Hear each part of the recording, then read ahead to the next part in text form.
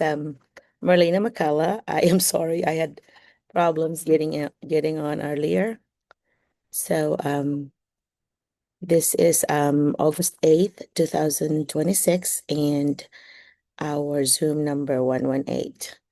I do not know how many people would already be up.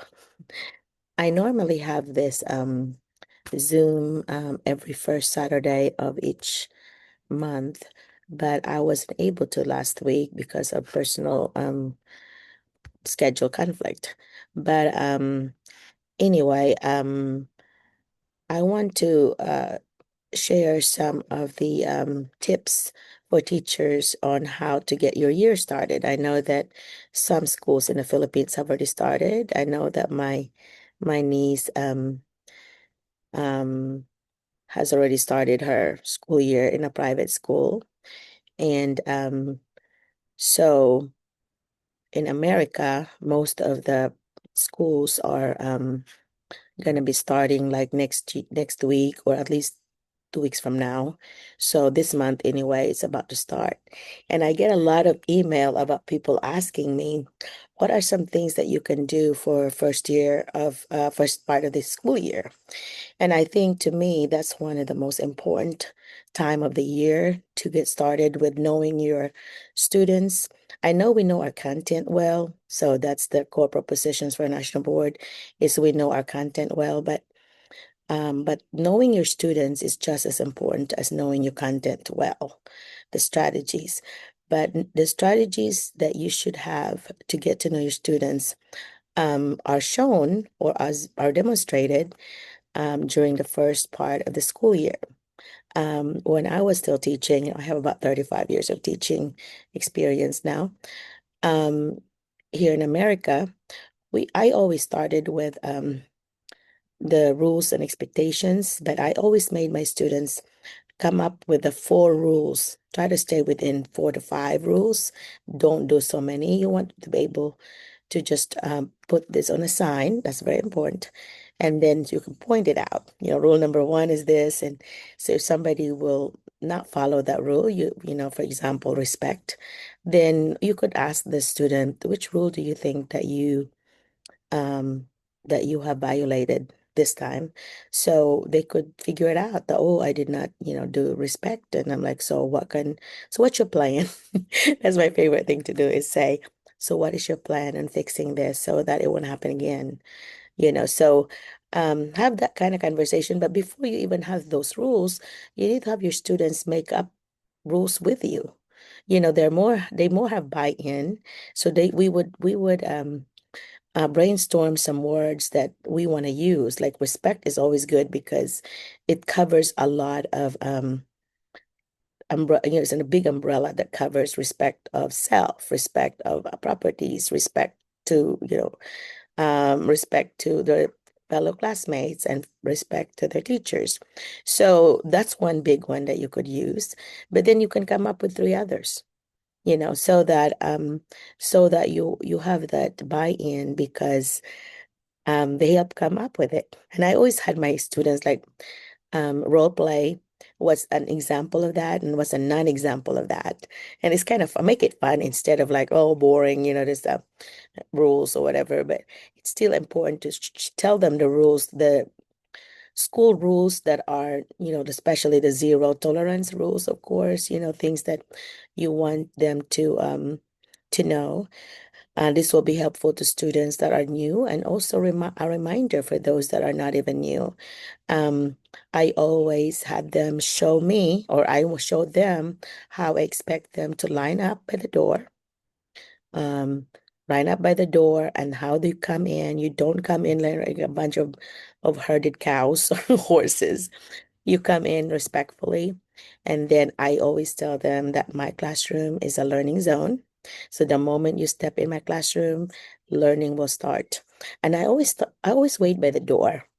Waiting by the door is so important because you are greeting them with a smile and hello. And of course, some of the times, or a lot of times, you wouldn't know them yet. Hello, welcome to my classroom. I would always say that. And then, of course, the first thing I do is introduce myself.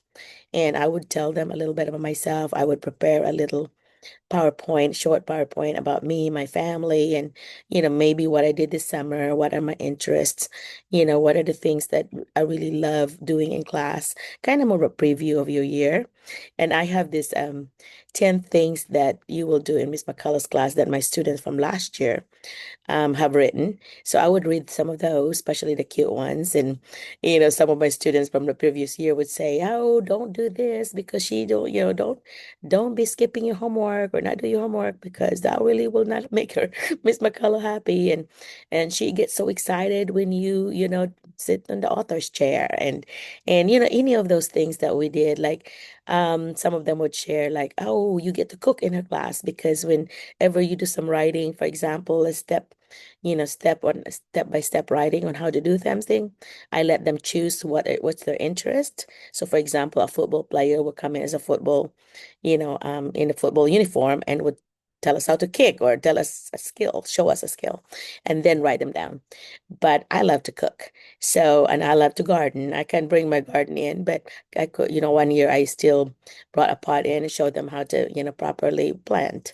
But like especially Mother's Day, you can do like a little plant for the mothers, buy just something from Walmart or whatever store you have it, and then buy those little cheap pots, and the students will plant those little plants, and then they will write a poem or a letter to their mom and give it to their mama.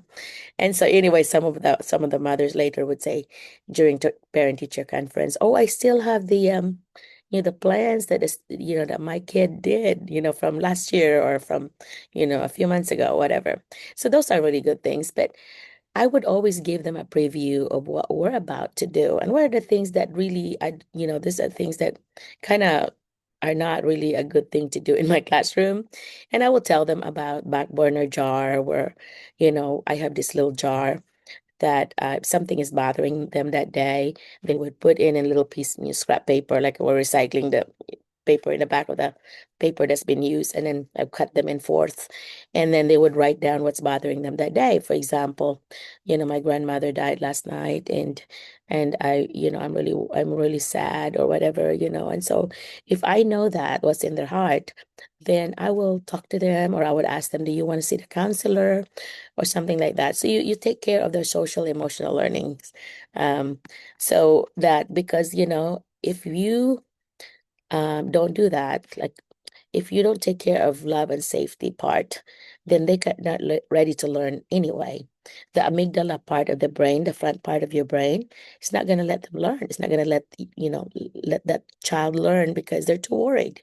That's why you want to have a relaxing classroom. Our first day is always fun. We would do one year I did like after I introduced myself and I said, "Now it's your turn."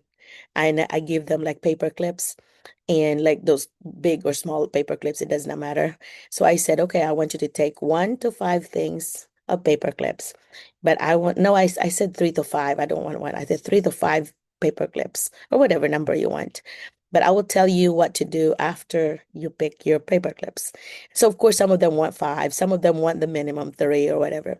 But then after everybody has gotten their paper clips, I would say, "Okay, for the number of paper clips that you got, that's how many things you have to say about yourself." And then you hear groan in the class from those that took 5. They don't want to say 5, but that's why you don't tell them until after they take the paper clip.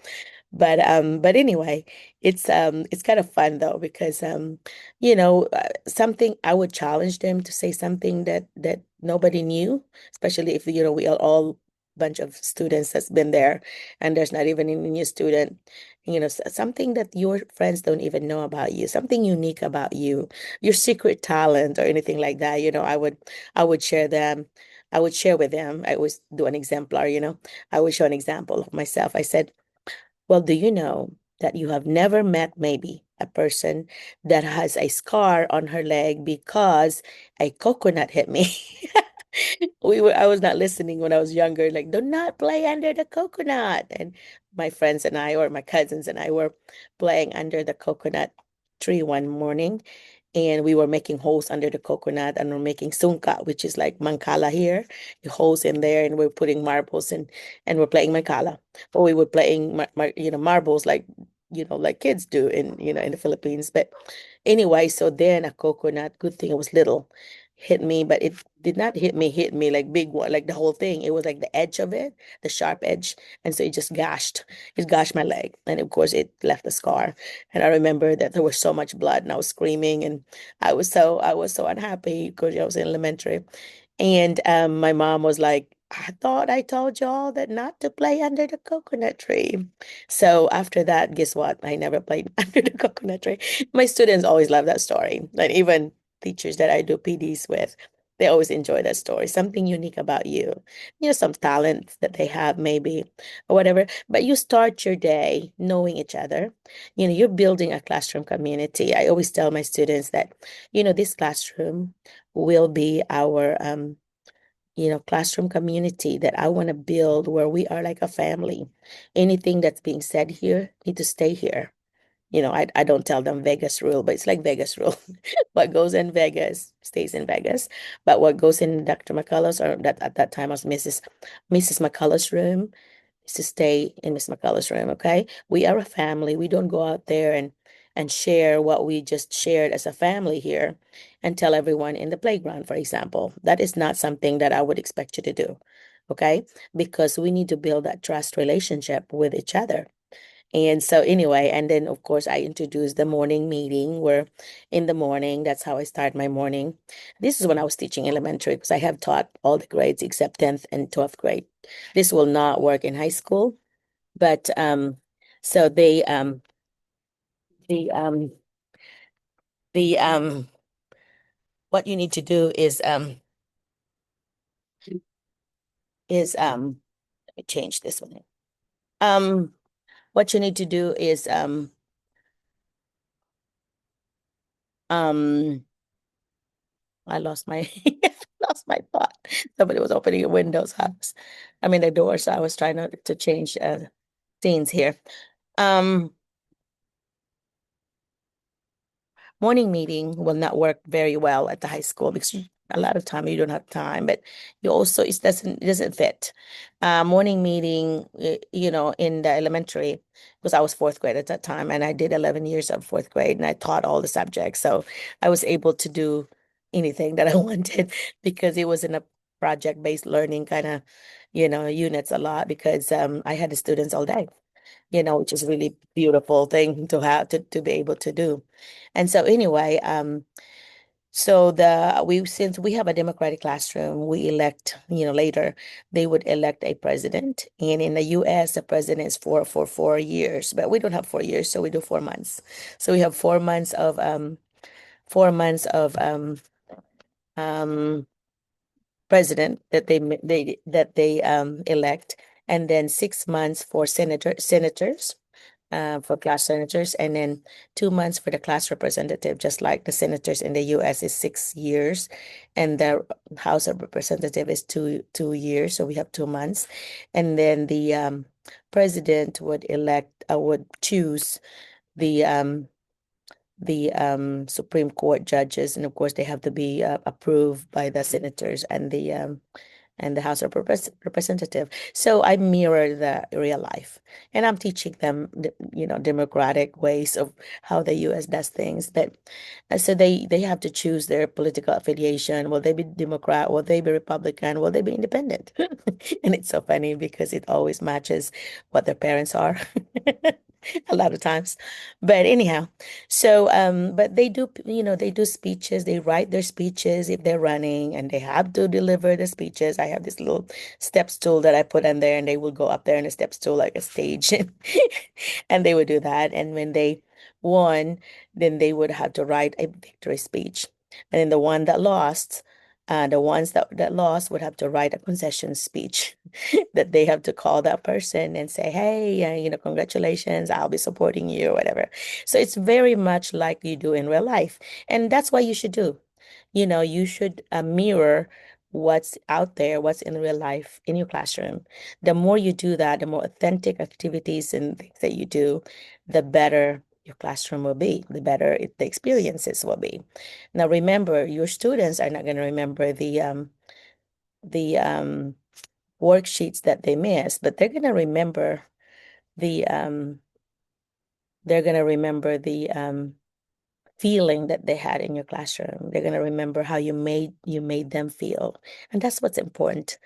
So this is their first day of school. They're so nervous.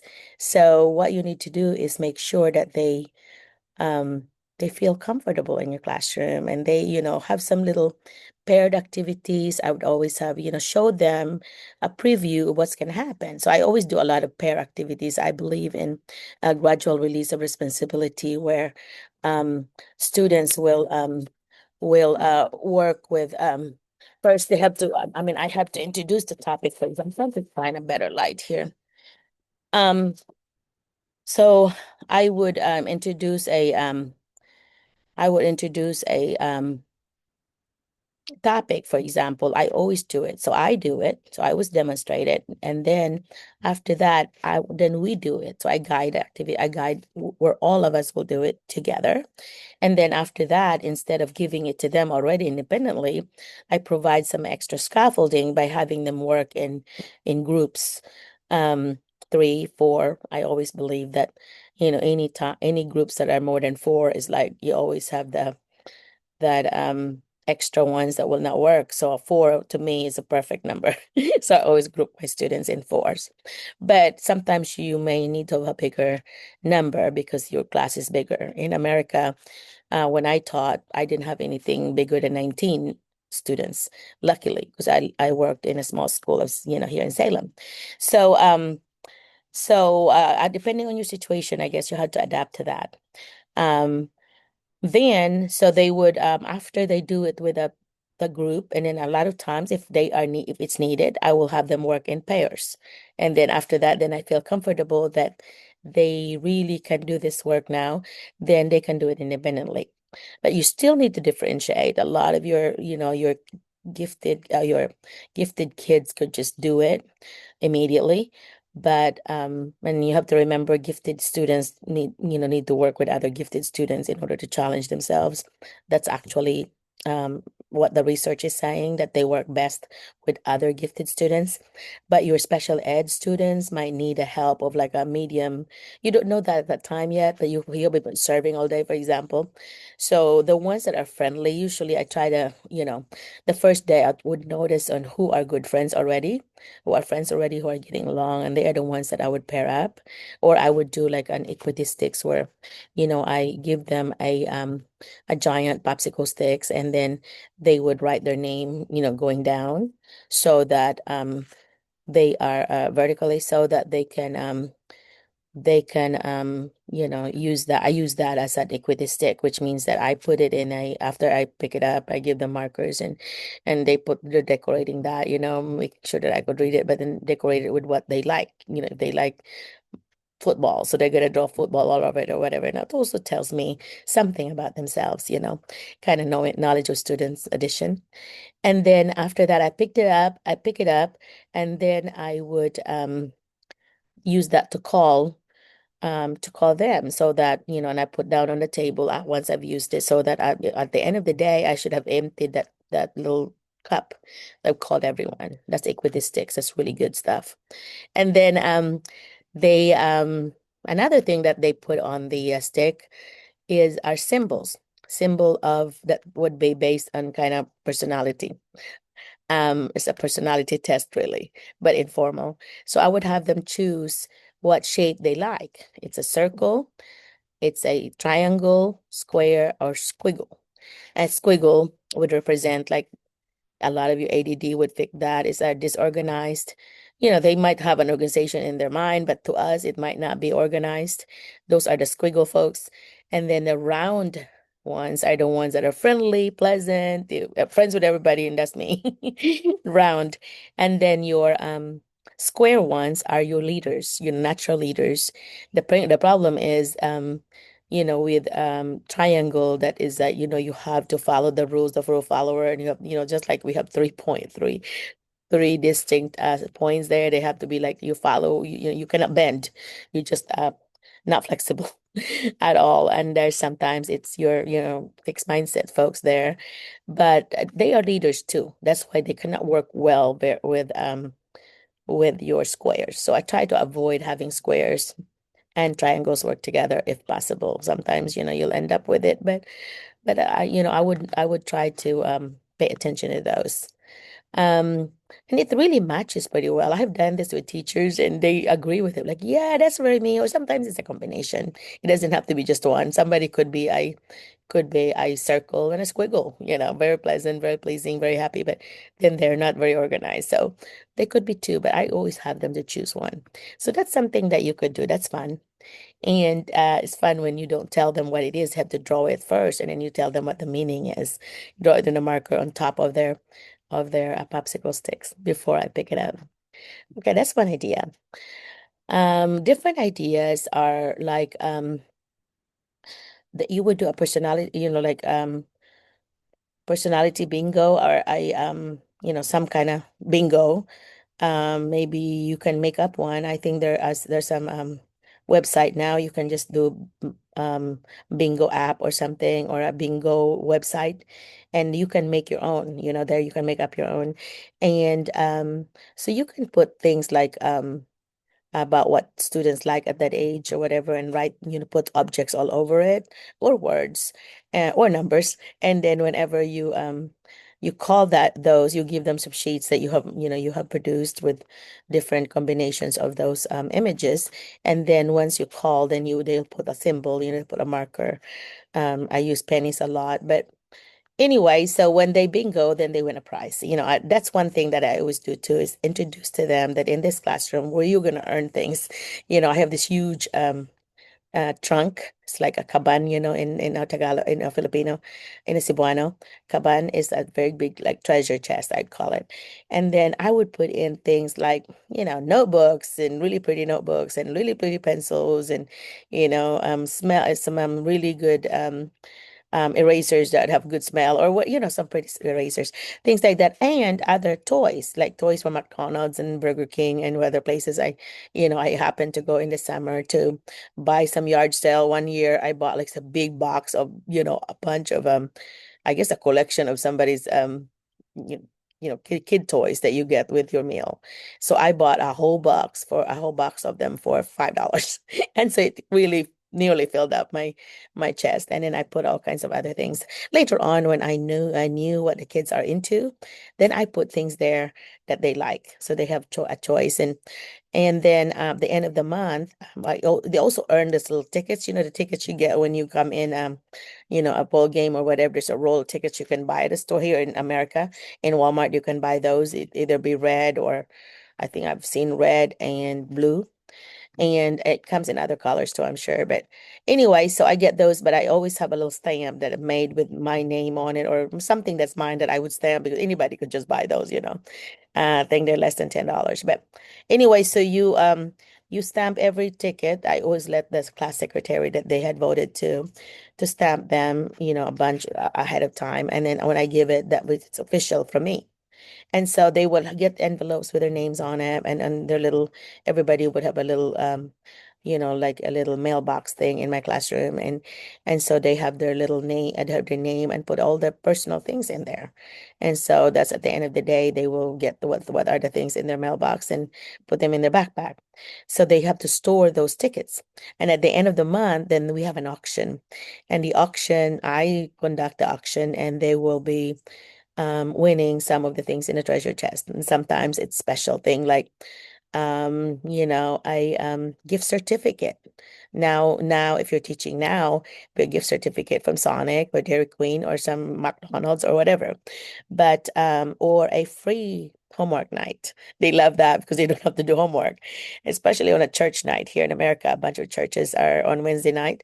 And well, later on, I learned that I do not assign homework on Wednesday night, because I want the kids to not miss church, or not to be too busy on a church night. So I try to consider things like that. And there's a big game or whatever for the school, I try not to assign something to the kids, big things, because I want them to be able to go. Because, corporate position number 5 is collaboration, and that is included there is collaboration with the community.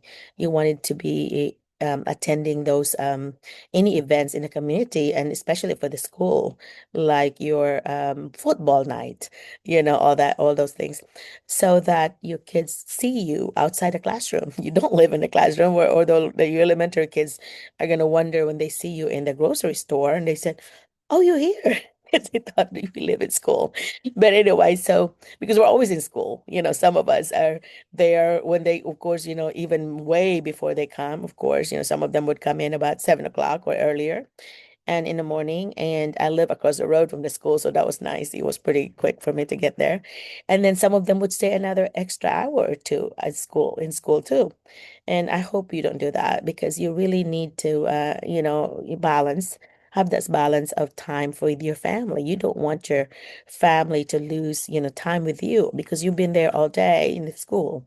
So I always kind of later on learned that when I leave the school, I will maybe bring something to grade, but I'm going to limit myself just a few minutes to grade, but I'm not going to take a huge thing.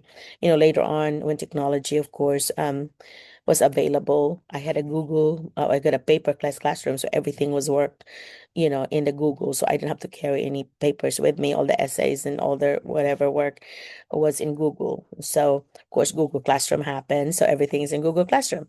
So anyway, so those are some technology things that will be there and available for you. And there's some Google Forms you can make where it will grade for you. And there's some Google extension that will, you can Google these things or do a chat GPT and ask them what are the things that would help, teachers work smarter than harder. So that's what I would recommend you do. That if you um if you have those ideas on your first week of school, um, introduce them because the kids will be so much looking forward to coming back the next day and every day of the school. As a parent, we always ask our students, um, what did you learn at school today? How was your new teacher? They always would say that. So hopefully your students would be able to say, I love my teacher this year. And this is what we did. This is what she said we will do, or whatever. And you want that. You want that relationship to be very positive, although you also need to have a balance. You don't want to be too friendly because then they're gonna think, oh, I'm just gonna abuse and just be pushing boundaries and get away with stuff. No, I always tell them that yes, I'm a kind teacher, I'm a caring teacher. I love you all, but like I do my own children, two children, Stephanie and Jeff. But I also want you to behave yourself because you will see that I will not be happy, and you will know because some of the kids will be writing on their 10 things. You do not want Miss McCullough to be talking to her teeth because that means she is not happy. So, especially when you miss your homework, you do not do your homework. My students are grouped in four a lot, and then they change their groups monthly. So every month the students would change groups. So they would so the first day they get to name their group, they get to introduce each other, of course, and then they will name the group, and you can give them like a huge, or like half a size of a poster board. And then, you have those, in here in America, we have rolls of those bulletin board paper. So I would get those in different colors. And then, I would let them, choose what colors they would want to pick for the group. And of course, I have the group materials already in the middle of their desk. So if you have four groups, then I have four boxes of, markers and glue sticks and all these things that I know that they might need extra pencils, extra pen, whatever. I put them in this little box. And then so they have all the materials. I don't have to get them, but or get them, but I also tell them where the extra materials are. If you run out of this shelf is where you get it and all this. And so they would divide that paper in four, and then each of the square of each of the, the four parts would be assigned to a student. So they have to like write something about themselves, or draw some avatar, go somewhere, just draw some symbols that represent them, and then they get to share it in the I model this, of course, so I would do like four, and I would like I did a lot of like I would use my sisters. There's four sisters, so I would put a square for me, a square for Malet, my square for my sister Bibi who lives in Dallas. Malet lives 45 minutes away. She's just retired as a teacher this year, and then our other older sister is in Australia. So three in America and one in Australia. So I would use them as an example, and I put some things about them, and that's what I would share. And so I said, so in case, for example, if these are, the people in your class, this might be how it would look like. Like my sister, Milet loves tennis and now she loves pickleball. And so she, I would do a lot of tennis things there or whatever. And she also loves teaching and gardening and, and her green tea cappuccino, frappuccino. So anyway, so I would do some little things about them, whatever. And so I would, put a little one line if I to describe her or whatever. I would say, she's a one special sister to me, that a lot of times I would say like, what would Mila do? Because she would say, she just taught me things. I know she's my younger sister, but she just taught me like, be true to yourself. So I would always say, what would Mila do? What would she do in this situation? Because she's a lot of wisdom for somebody, her age, 2 years younger than me. But then I would share about my sister BB and so on and so forth, who lives in Dallas, and my sister in Australia, Juvie, who's have been in Australia for about 41 years. So anyway, so I would do that. And of course, at the beginning, I would already have introduced my husband and my two kids. And of course, I have two, bonus kids, I would call them, my, Dwayne's kids from previous marriage. And we have three grandchildren. So Sydney, Ali, and Sedona. So anyway, so in that is they got to know you, you got to know them, they got to know each other.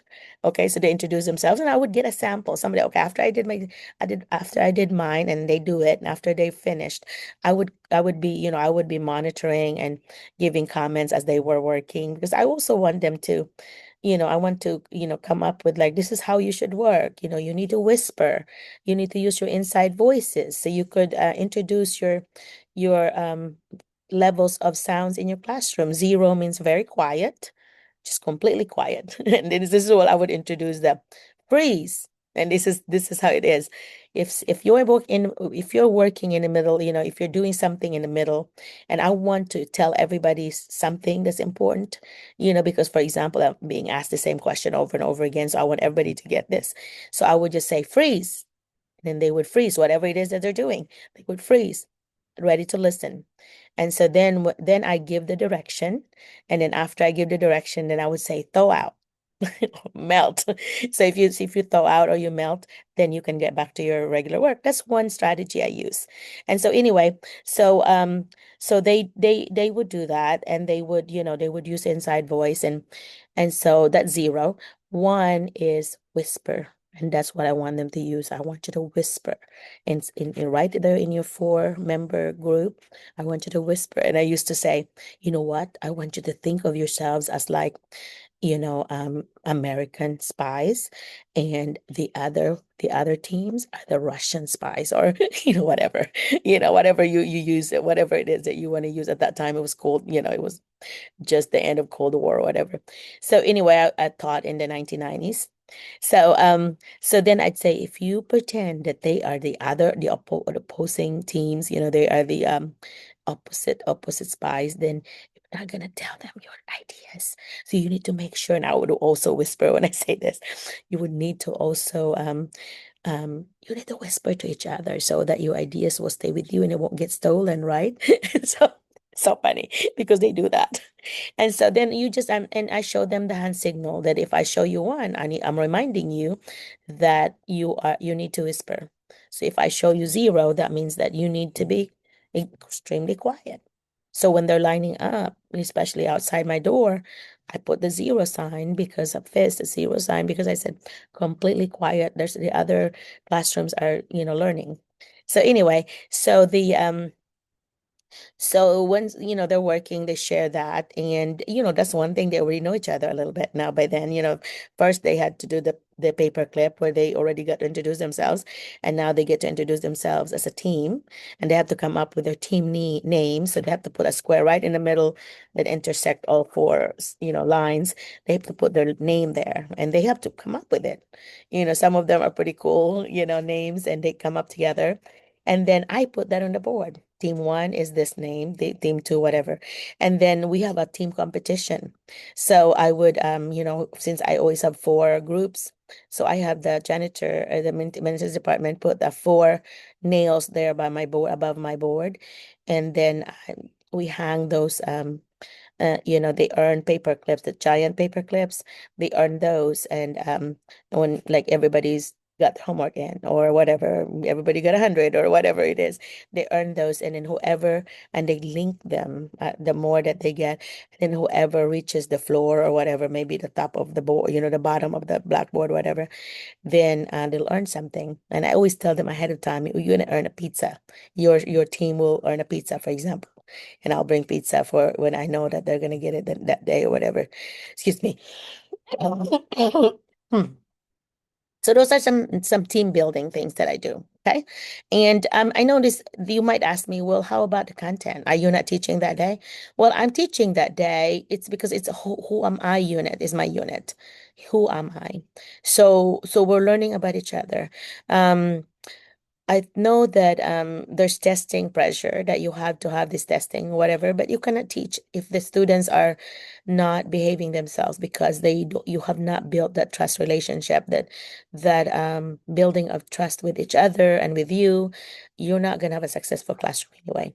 So these are good investment. Your first week, your first 2 weeks sometimes, a really good investment of your time to get to know your students so they get to write poems about themselves. So plan these things, an acrostic of their name, and then say when they do, like for example, Merlina, M, mother of whatever, E, energetic teacher, nani, and R, and so I would go all the way to A for Merlina, and I would share that. And so by the time I finish sharing about Merlina's acrostic poem, then they get to know a little bit more about me.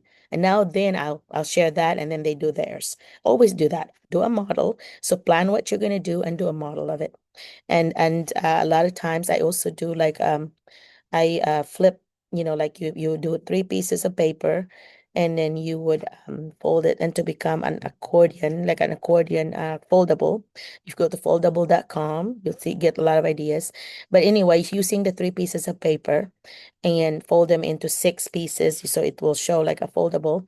And then you can do all about me there. So the very top page will be all about me, and then the next page might be another category, my family. Another page will be um my interest, my hobbies, and then all the way to the end. And the very end has the biggest part. So I would have them put poem or rap or song or something creative there that they're into. They can share me about the collection, whatever it is. So by the time they share this all about me, and I also have done all about me, I would share mine first, and then they would know what to do with theirs. Okay, and I decorate it. I want you to make sure that your your cover page is well decorated, and make your name to be in a marker so it will show up, and put borders on it. I always put like a bamboo border, a symbol on all over mine, so it would represent Filipino. And anyway, so you do that. That's one thing. They love that. And to display that, I have the janitors hang those like clothes, the fishing line in my room, and then I would put those like hanging clothes. You put those, and then they look really nice outside your classroom. So under the bulletin board. So, of course, my bulletin board already has, whatever it is, the unit that I'm wanting to do, who am I unit, for example. And I had pictures already of my, for example, summertime or whatever. And I always back then, I would have a camera, and back then you had to have a film.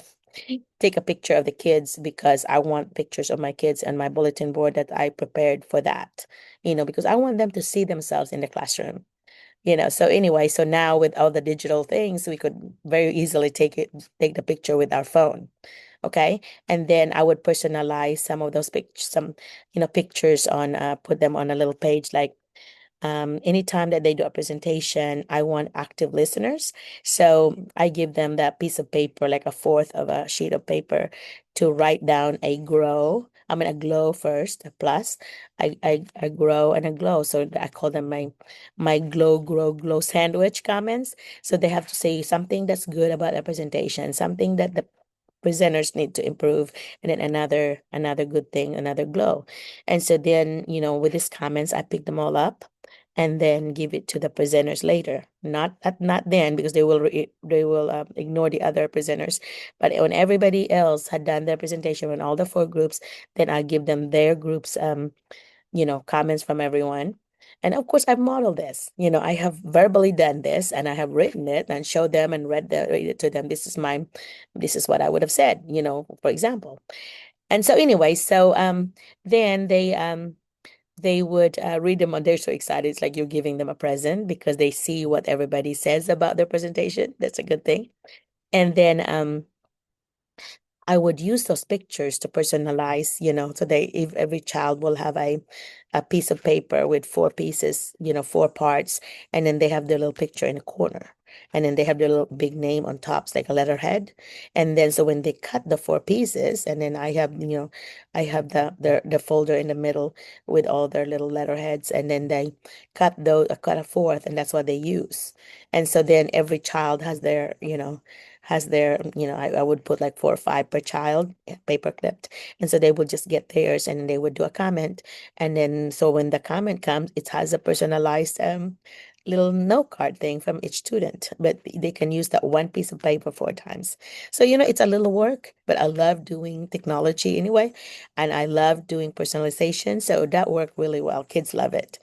And but anyway, we do a lot of really fun things. Make it like that. Your classroom should be a reflection of what you do in real life. We have note cards. We have, you could have them have a little make a little giant business card where they put something about themselves, what they, if they have to have a business, what business will it be in the future, all this stuff. And they can have a little giant business card and give it away, and whatever. But anyway, we would also choose, of course, a fire marshal, that if there is a fire, there's a fire alarm or a practice fire drill, then they are the last ones to be in the classroom to check that everybody's there.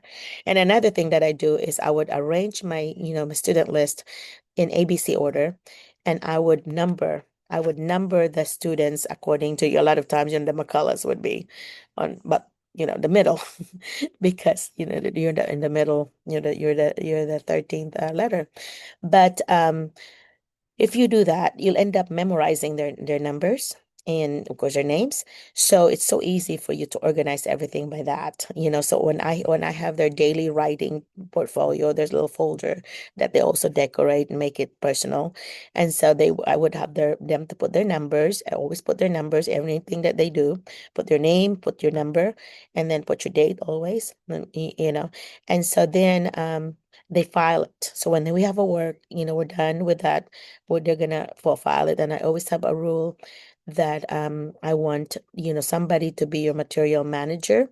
So that person needs to be doing the filing or getting materials or whatever, because you don't want everybody to be up at the same time. So they have jobs, the leader for the day, and they elect those leader. Or I would do like ABC order according to your name, or ABC according to your last name. So for example, there's a person there, ABCD, first name. So Monday, the A person will be the leader.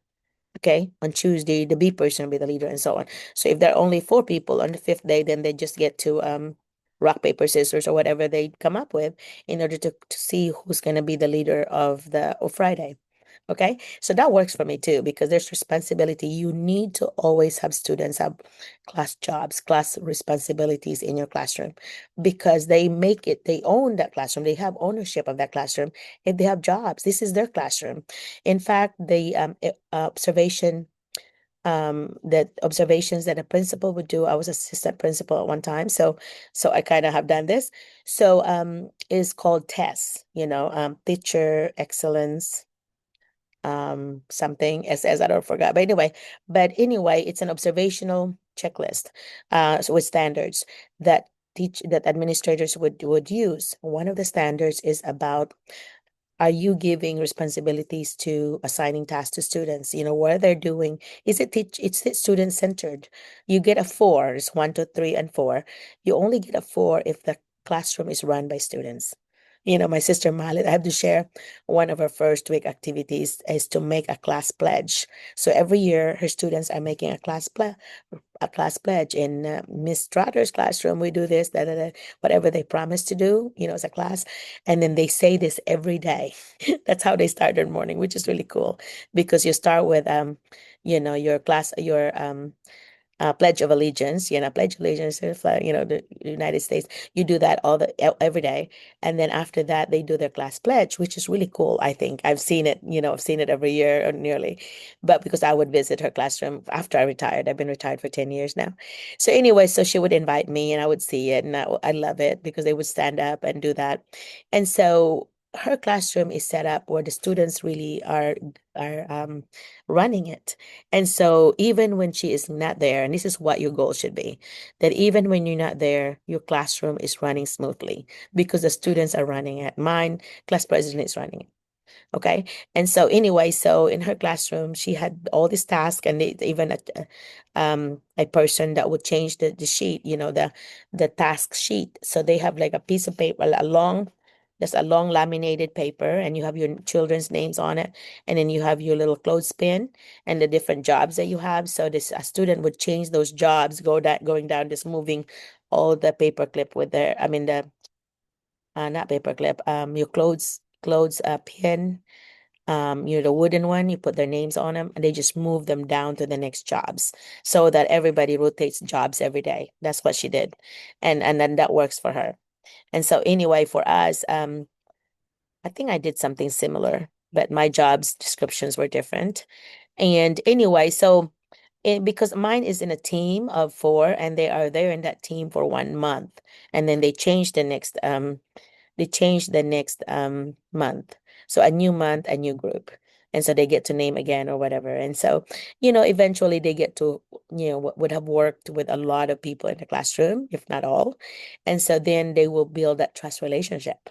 And anytime that we would share, they would sit on my little, very comfortable bar chair that they sit on. I put author's chair on it, and they would have an author's chair. And we show this in the first day, that anytime you're done with something and you're ready to share, you just sit on the author's chair. And I told everybody, even if you're working on something, we need to multitask and be listening. You might not, some people would stop, but that's okay. But it's very quick. So they would listen to the acrostic or poetry, whatever it is that they're sharing.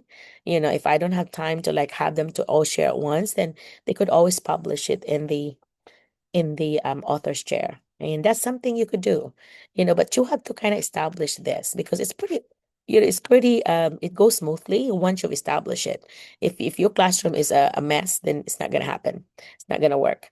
But I have learning stations in my classroom where there would, since I was teaching all the subjects. So I have a learning station for science. So where we would choose the first week, we would choose what class pet we want. We have tarantula. We had, oh my gosh, a pet mouse one year. Don't do that. You have um, guinea pigs. You have little um hamster. Anyway, different. That's noisy, by the way. You don't want that either. So anyway, so an ideal one is those um, things that are not noisy. Tarantula is good because they really like looking at it, and I have little magnifying glasses. They would, use those, and then I have a clipboard at every station where they would write what they observe, or they would write in the perspective of the tarantula or whatever, and then they would put them in the writing notebook, in the writing portfolio. And those writing portfolio is pretty cool because at the end of the quarter, so we have 4 quarters. So the first grading period, they will choose the pieces that they want in their books. So they will have book 1, 2, 3, and 4. And so I would provide like a I would have them to do a cover sheet where they would put the cover of their book. Sometimes they put a picture, but a lot of time they put a picture. And then they would put like the title, and I would provide like a blank template for the table of contents, so it looks neat, like a microword form, tables, and then they write their titles and page numbers or whatever, and then they write all about the author and acknowledgement or a dedication page or who they dedicate the book to. And in the back, they even put like autograph page where whoever read the book will sign, and then a back cover. So then our co-op here, we have 15 co-ops in Arkansas, and our co-op here in Melbourne, about 45 minutes from me. They would bind the books. At that time, they were only charging like a quarter. So for $4, I got all the books done. I just paid for it. I didn't ask the school to do it. I just paid for it, and then I distribute the books, and the kids love it. I tell this story all the time. That I had my friend that said, "Oh, Marlena, I love those books so much that we had a house fire, and I nearly got burned because I ran in and got my son's 4 books." And the son is now in his 30s, and this mother just told me, I think, I don't know, within this last 2 years, maybe 5 years. But anyhow, so this kind of neat to hear that the things that they did in your classroom actually became like a family memento, something important to the family, because we have daily journal, we have daily writing, daily. So on top of their little daily communication notebook where they wrote every day, different things, reflection, a lot of times what you learned, or how's your day or whatever, what you want to learn, things like that. Sometimes I would provide a prompt. Sometimes it's just free writing. They just write whatever. You get to know your kids that way. And anyway, so when I do a formal like a journal writing where I actually printed it and I put the prompt there and I said, what my future house will be like. They draw their house, how many bedrooms or whatever, and which means that they will tell how many kids they want to have and put how many rooms or whatever. Here in America, they're so blessed to have a lot of times every child has their own room or at least share a room. When we were growing up, there was a one room for the girls and one room for the boys. That's all we had. And so anyway, so in the Philippines, we were not, we were, I guess I always thought that we were middle class, but no, we were poor. So anyway, so you get to see your child's thinking a lot, your students thinking, and the parents love to see them. And I always share that I want to preserve the raw, expression that they use. So the misspelling or whatever, I would put like, I would put like if they want to know how to spell this, or I would want them to know, I put a sticky note or an index card. And then that way, it's there, but they know how to do it, and I have them to practice below it. But I want the original to be preserved for the parents to see the mistakes of their children. That's cute, in that grade. And so anyway, and that's what she was saying to me, that I really like my son's, work, that I got to see how he spelled this particular word or whatever you know. So anyway, so I'm now sharing with you, I have now shared with you so many ideas for the first of the year, and actually really for the year.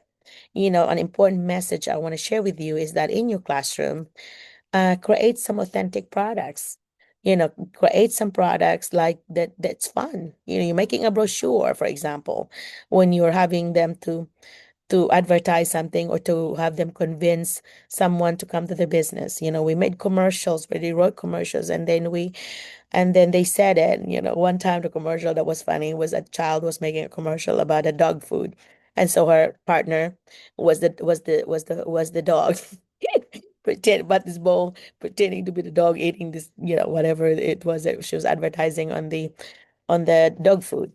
So they did, like, I had a store when I was teaching, and they would make a Merlina's designer outlet. Everybody likes, shopping on Merlina's. I had an ad on the radio with that. So they were like, emulating it. And anyway, the fun, it's fun. Make learning fun. When we were learning about the weather, the weather symbols, whatever in science, then I have them become a meteorologist. A meteorologist, they come in really dressed up. The men, the boys with their little suit in some cases, and then or little Sunday best, and then the girls, a lot of dresses and like their Easter dresses or whatever, and then they come in and they did, we had a laminated U.S. Map You can also do your state map, but the US map is what we did. And so they got to choose what state they're gonna report, and then they're gonna write the report, and they're gonna create the symbol that I laminated, and then they had their own symbol in the envelope. And then so when they did the report, they already set up the map, for ready for the report because they're gonna be moving. He put like double tape on each one, so they start moving those symbols as they talk. And one day, that was funny thing that happened was the symbol dropped off. And so when the symbol dropped off, then this child also said, and it dropped, fell or something. And everybody just laughed so hard because it matched what happened, and we cracked up. But humor is very good for students. And if you use humor in the classroom, they're gonna remember it. That would stick in their mind because it was funny. Or if you feed them, I share with them Filipino foods all the time because they would learn about the Philippine culture. So I would share, bring food, and I use it as a reward. The sky flakes, you get a bunch in a container here in America, and I would have them earn, but they don't get the whole package. They get it one cracker at a time, and they love it because it's like gold to them because they can't buy it in the store. Now, luckily, we have a friend of mine, Beth, open a Filipino store, but 45 minutes away where Milo lives. So now we can buy Filipino food really easily. Back then, I had to drive 3 hours to the capital, Little Rock, to get my Filipino food. So looks like Benevic is here. Hey, Benevic. I don't know what happened to everyone. What happened to Uh, everyone that nobody showed up. Hello. I'm just talking about, yeah. Can you hear me? Yes, ma'am. Yeah. Oh, there you are. So Uh, how now, Benevic, are you in Hope? Are you in Hope, right? yes, ma'am. Yeah. But So I'm living in Camden. you living for Camden? Yeah. Oh yeah. What My happened? my wife is teaching in Camden, Oh, okay. and So you I both be I teaching. drive an hour every Oh day. no. Is it worth the hour? I guess it's a good time Yeah. to reflect. Yes, ma'am. Yeah. Yeah. So did you have a good, this is your third year, second year? Coming third year, ma'am. Third year, yeah. So anyway, so Benevic, I remembered Benevic attending our Zoom, and then he came here and so on. So that's so can you share some things that you do in the beginning of the year? The beginning of the year, of Yeah. course. Yeah. What do you do with your students? Well, like show us your first day. Like show us what do you do first? Like do you wait by the door? Like I always waited by the door. Yeah. Every time I'm greeting the students, of course. Right, good. But my expectation was, it's for me. It's I'm expecting for a chaotic classroom, but the students in Hope, they are diverse, Uh-huh. so they're well managed. The So thank women. God. Okay. Yeah. Yeah. But that's good because it's not because of the race though. It's not because it's how you Yeah. establish your classroom. So that is your expectation. They're gonna meet it Oh because yes, ma'am. Hmm. you expect them to do that, and they're gonna do it. They're gonna Hmm. meet what expectations are, and you just model that too. If you model respect, you respect them, they're gonna respect you, and they're gonna respect their peers. So if you have a Hmm. classroom where people are just being mean to each other, a lot of times the teacher is being mean to the students too. So, and I know you're not a mean guy. So, You're right, so ma. Yes. yeah, your kids Hmm. should be kind to each other also, right? So, how's your wife? Your wife this is her first year of teaching? Incoming second year, ma'am. A second year, okay. Yes. And so when is your first day of school? This our first week of our school. It went good. It I'm expecting better school year Yeah. compared last year. Oh, yeah. Okay. Yeah. Why do you think that is? Is that because you knew more, or because a different population, It, or what? I think it's for my experience. It's my third year. Yeah, you gain a lot. Okay, so Yeah, tell us I about get a lot of experience this is about it. interesting, Benevic. Tell us about your first. We're gonna compare your first year compared to like this year. Okay, so what happened when you first came to America? You were in Hope. Uh, You were yeah. teaching what year? What grade was it? I forgot what subject too. I arrived late, Uh-huh. September twenty Oh, twenty that's already a four. bad thing. Yeah. Okay, and then they had a Uh, sub. They have a sub for your spot. Then did they have a yes, ma'am. yeah? There's no sub. My instructional facilitator Took it. gave the worksheet for them. Okay. So really, there's really not a teacher yet. Okay. So then what There's happens not. when you were introduced, then what happened? Did they have you observe the classrooms, other classrooms first, or did they Yeah, just put you yes, in there? ma'am. I arrived Wednesday, then I went to school Thursday and Friday while, I'm still adjusting with my sleep. Yeah, I'm I still know. busy. Jet lag, yeah.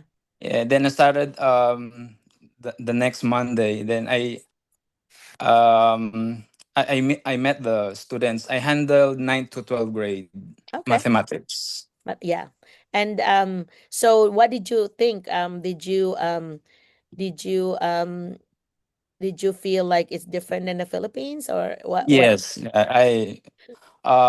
terms of how they treat the teachers, how they treat the staff, it's like you're on the same level, something like that. But they are polite and courteous anyway.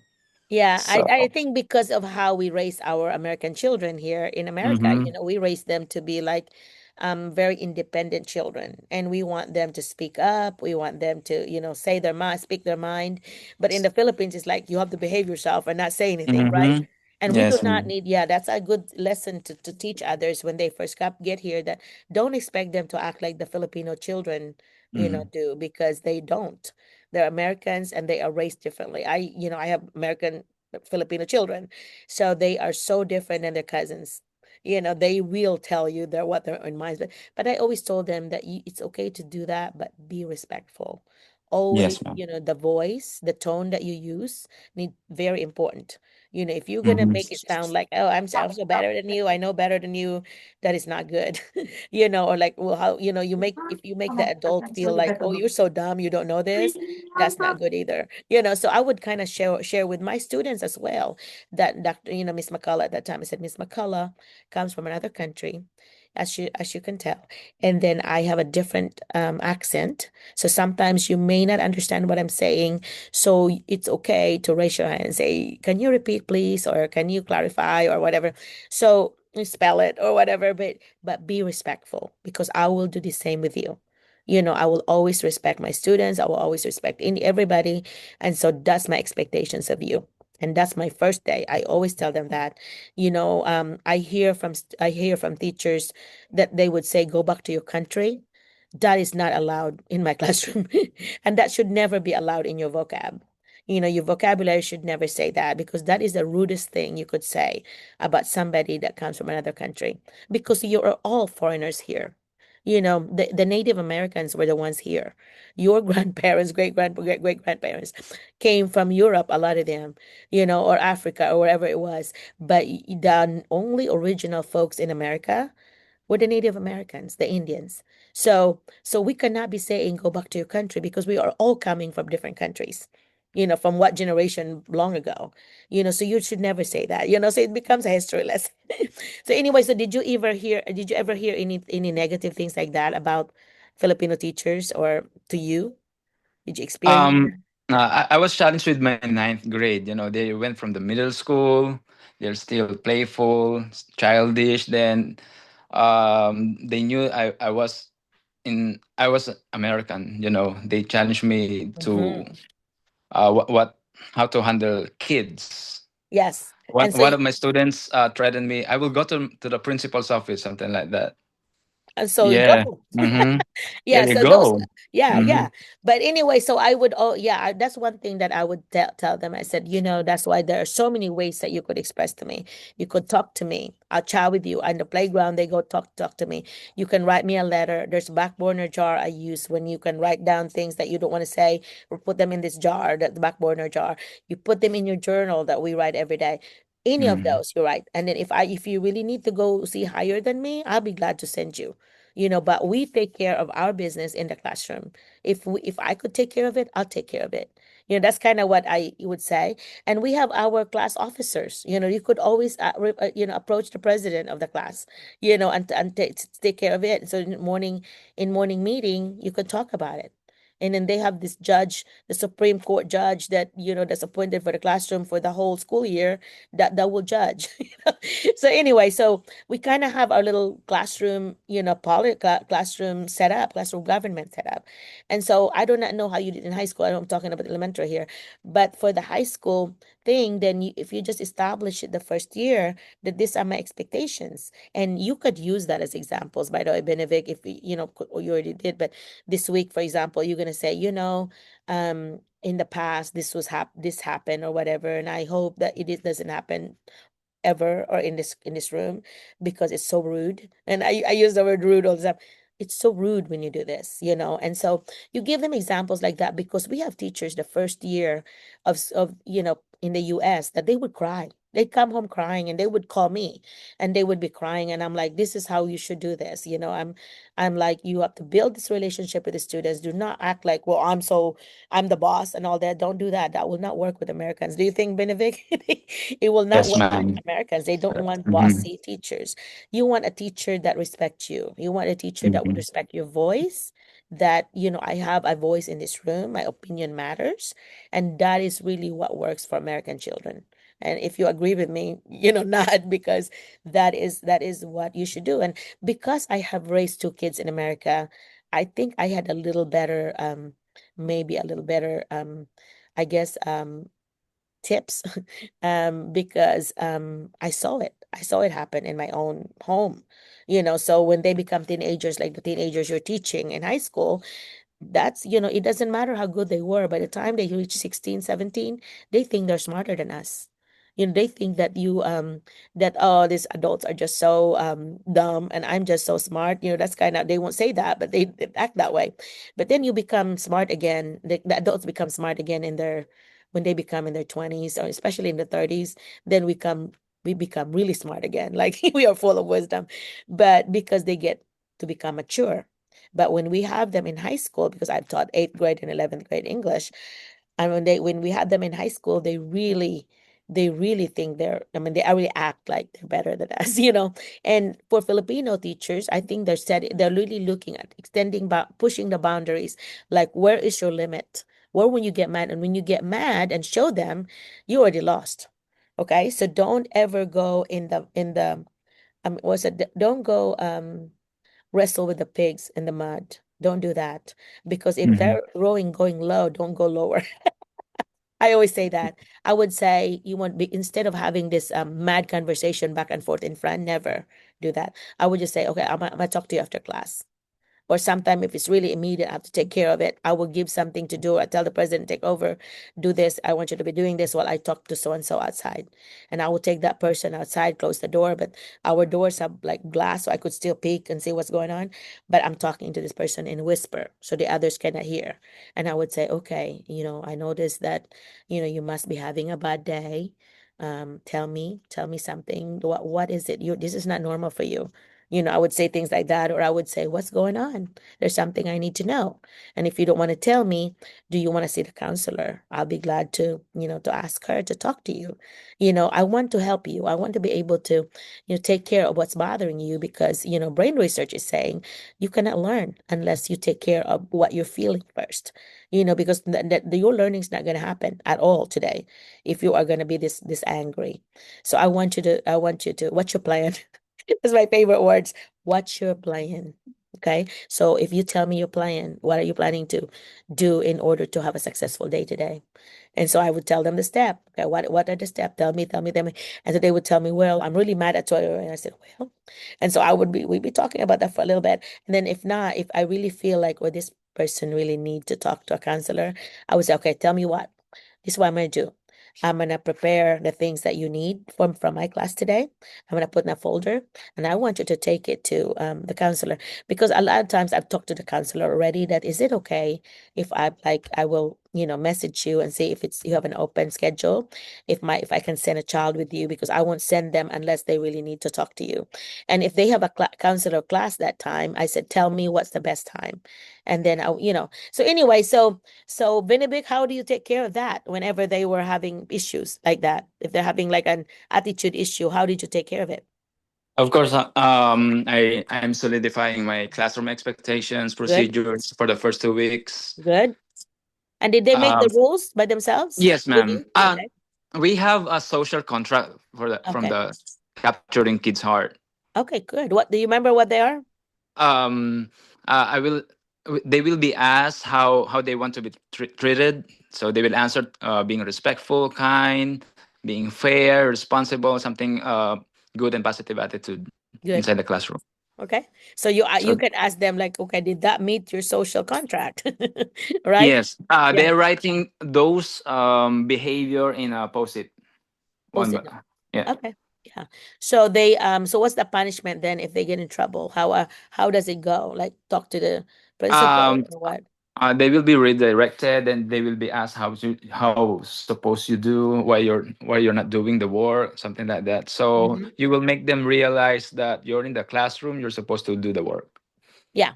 Okay. But so the a lot of times that the attitude stops or it's like continue. What do you do if it continues? If it is, if they go beyond the limit, so they will face consequences like write up, referral Right. to the principal's assistant principal's office. Okay. And so did you have to send a lot of folks to the assistant principal? This first 3 days. On the second day, I wrote up one kid, and yesterday I wrote up two kids. Oh, okay. So they must have Yeah. been really bad if they get in trouble Mm, the first week. um, the two kids from yesterday, they asked permission to went to the bathroom during the transition, but they arrived 20 minutes Ooh, after they oh went yeah. to the bathroom. So I don't know what they So did that's then. They bad. must have been messing around. Yeah. Uh, yeah, the other student explained why he got late. He told me that he didn't know there's a bathroom in the annex building, but I don't want to believe that. It depends on the principals if they accept or consider that excuse. Right. But I think you established that I follow we follow rules in this classroom. And I think that's good Yes. example for the first week. Like, hey, Mr. Benevic does not mess around here. Mr. Hmm. Navarez Especially does not ninth mess around. grade, ma'am. Yeah. They are ninth Yeah. grade. And I did remember that ninth grade when I was teaching eighth and 11th, the ninth grade in that school year was also the worst. I mean, there were only in Jet's room at that time, you said, Mom, there might be two, three people there that I could really be friends with Hmm. because the others are like, they would write things on the wall in the bathroom. They would hide things in the ceiling of Yeah. the restroom, all these things. They would, if Hmm. they have their phones, they hide it there. Or, right now, Hmm. vape is hidden up there in the ceilings. So as an assistant principal, it's good to know that because then you just check those ceilings on the bathroom and see what's Hmm. hidden there. Some of them would break the stalls in the bathroom, doors. And so anyway, yeah, that's how Yeah, bad you're right. it could get, right? Yeah. Yeah. But I About bathroom procedures, what I did different today to this school year is they have bathroom pass for just a week. One bathroom pass for a week during transit. I mean during instructional time. They are oh, allowed to okay. use bathroom during transition and after class, but during instructional, they are No, not you should allowed. not. Yeah. And I think that's Yes. a very smart rule because you don't want anybody to miss instruction, right? Yes. Yeah. Yeah. It's a very essential time for us. Yeah. And I think that's a good rule. So, because a lot of times kids, especially in high school, are wanting to just like talk to their friends. They would meet like, okay, let's meet in the hallway at Hmm. certain time or bathroom at certain time. And that's when Yeah. kids in trouble. We have some teachers sharing with me that there were some kids that were, talked about what they do, drug wise out after school in the bathroom. Yeah. They're talking Yeah. about that in the bathroom. And I'm like, Mhm. whoa, they should not be allowed to do that. And some schools where they have extra, people, they have monitors in the hallway and they are very much located close to the bathroom so the kids cannot get Yeah. away with anything. Mhm. So I don't know, most of the schools though don't have extra people to do that, to have hall duty. So anyway, but yeah, what else have you noticed that We kids we have we trouble? have incident last year that the boys' bathroom they mess up the bathroom Oh no, twice. They twice. mess up Okay. they mess up the tissue, the Oh trash no. bin. Yeah. They're bad, Oh and they no. close the bathroom. Yeah, Oh, they lock the bathroom. They are not allowed to use the bathroom anymore. no. So what did they do if you have to go to the bathroom? What did they do? There's a bathroom in the lounge for the IEPs. For the kids that are in trouble. Yes, Yeah. if there's emergency, if there's a Uh-huh. medical needs, they're allowed to use it. There's an Wow. exemption for that. Well, was the would the did they ever get it back for just for the rest of the school year? They couldn't, just like bus, right? It's a privilege, so Um, they lose that. the bathroom opens before the school ends. Okay. They open it, so they Before need to the, plan ahead going to the bathroom. Not every period they will go to the so the bathroom. yeah, because the dismiss. Oh no, that's Mm-hmm. bad. I think during Mm-hmm. lunch possibly they could go. Yes, ma'am. Yeah. So anyway, And so okay. yeah. So And but some students want to go to the bathroom just to stay in the bathroom doing the phones. Phones are not allowed in yeah, Arkansas. I think that's across Arkansas now. Yeah. Yes, A ma'am. law now, yeah. And Mm-hmm. so you have a little clipboard then with their names and then what time they go to the bathroom, at what time they come in. Do you have something like that? Like a little So far, ma'am, I don't have that that might be a kind good of idea for monitor. you Yes. because Okay. it's a record for you. You can make a little, come up with one where you can put their names and then time in, time out. So you can really Okay. check because then you can see later which kid is always going. You know what I mean? Mm-hmm. Yeah. Yeah. So, yeah. So you can, and you can put another column even how many minutes would this be? That's a math thing Mm-hmm. for you too. Yes, Then ma'am. they're doing their math. How many minutes is that? I'm just looking at the clock. Then, Yeah. for example, they will leave 2:40. Then they went back 3 o'clock. So I Okay, know 20 that's minutes. 20 But minutes. if they Yes. wrote that down, you can have it in writing, Mm-hmm.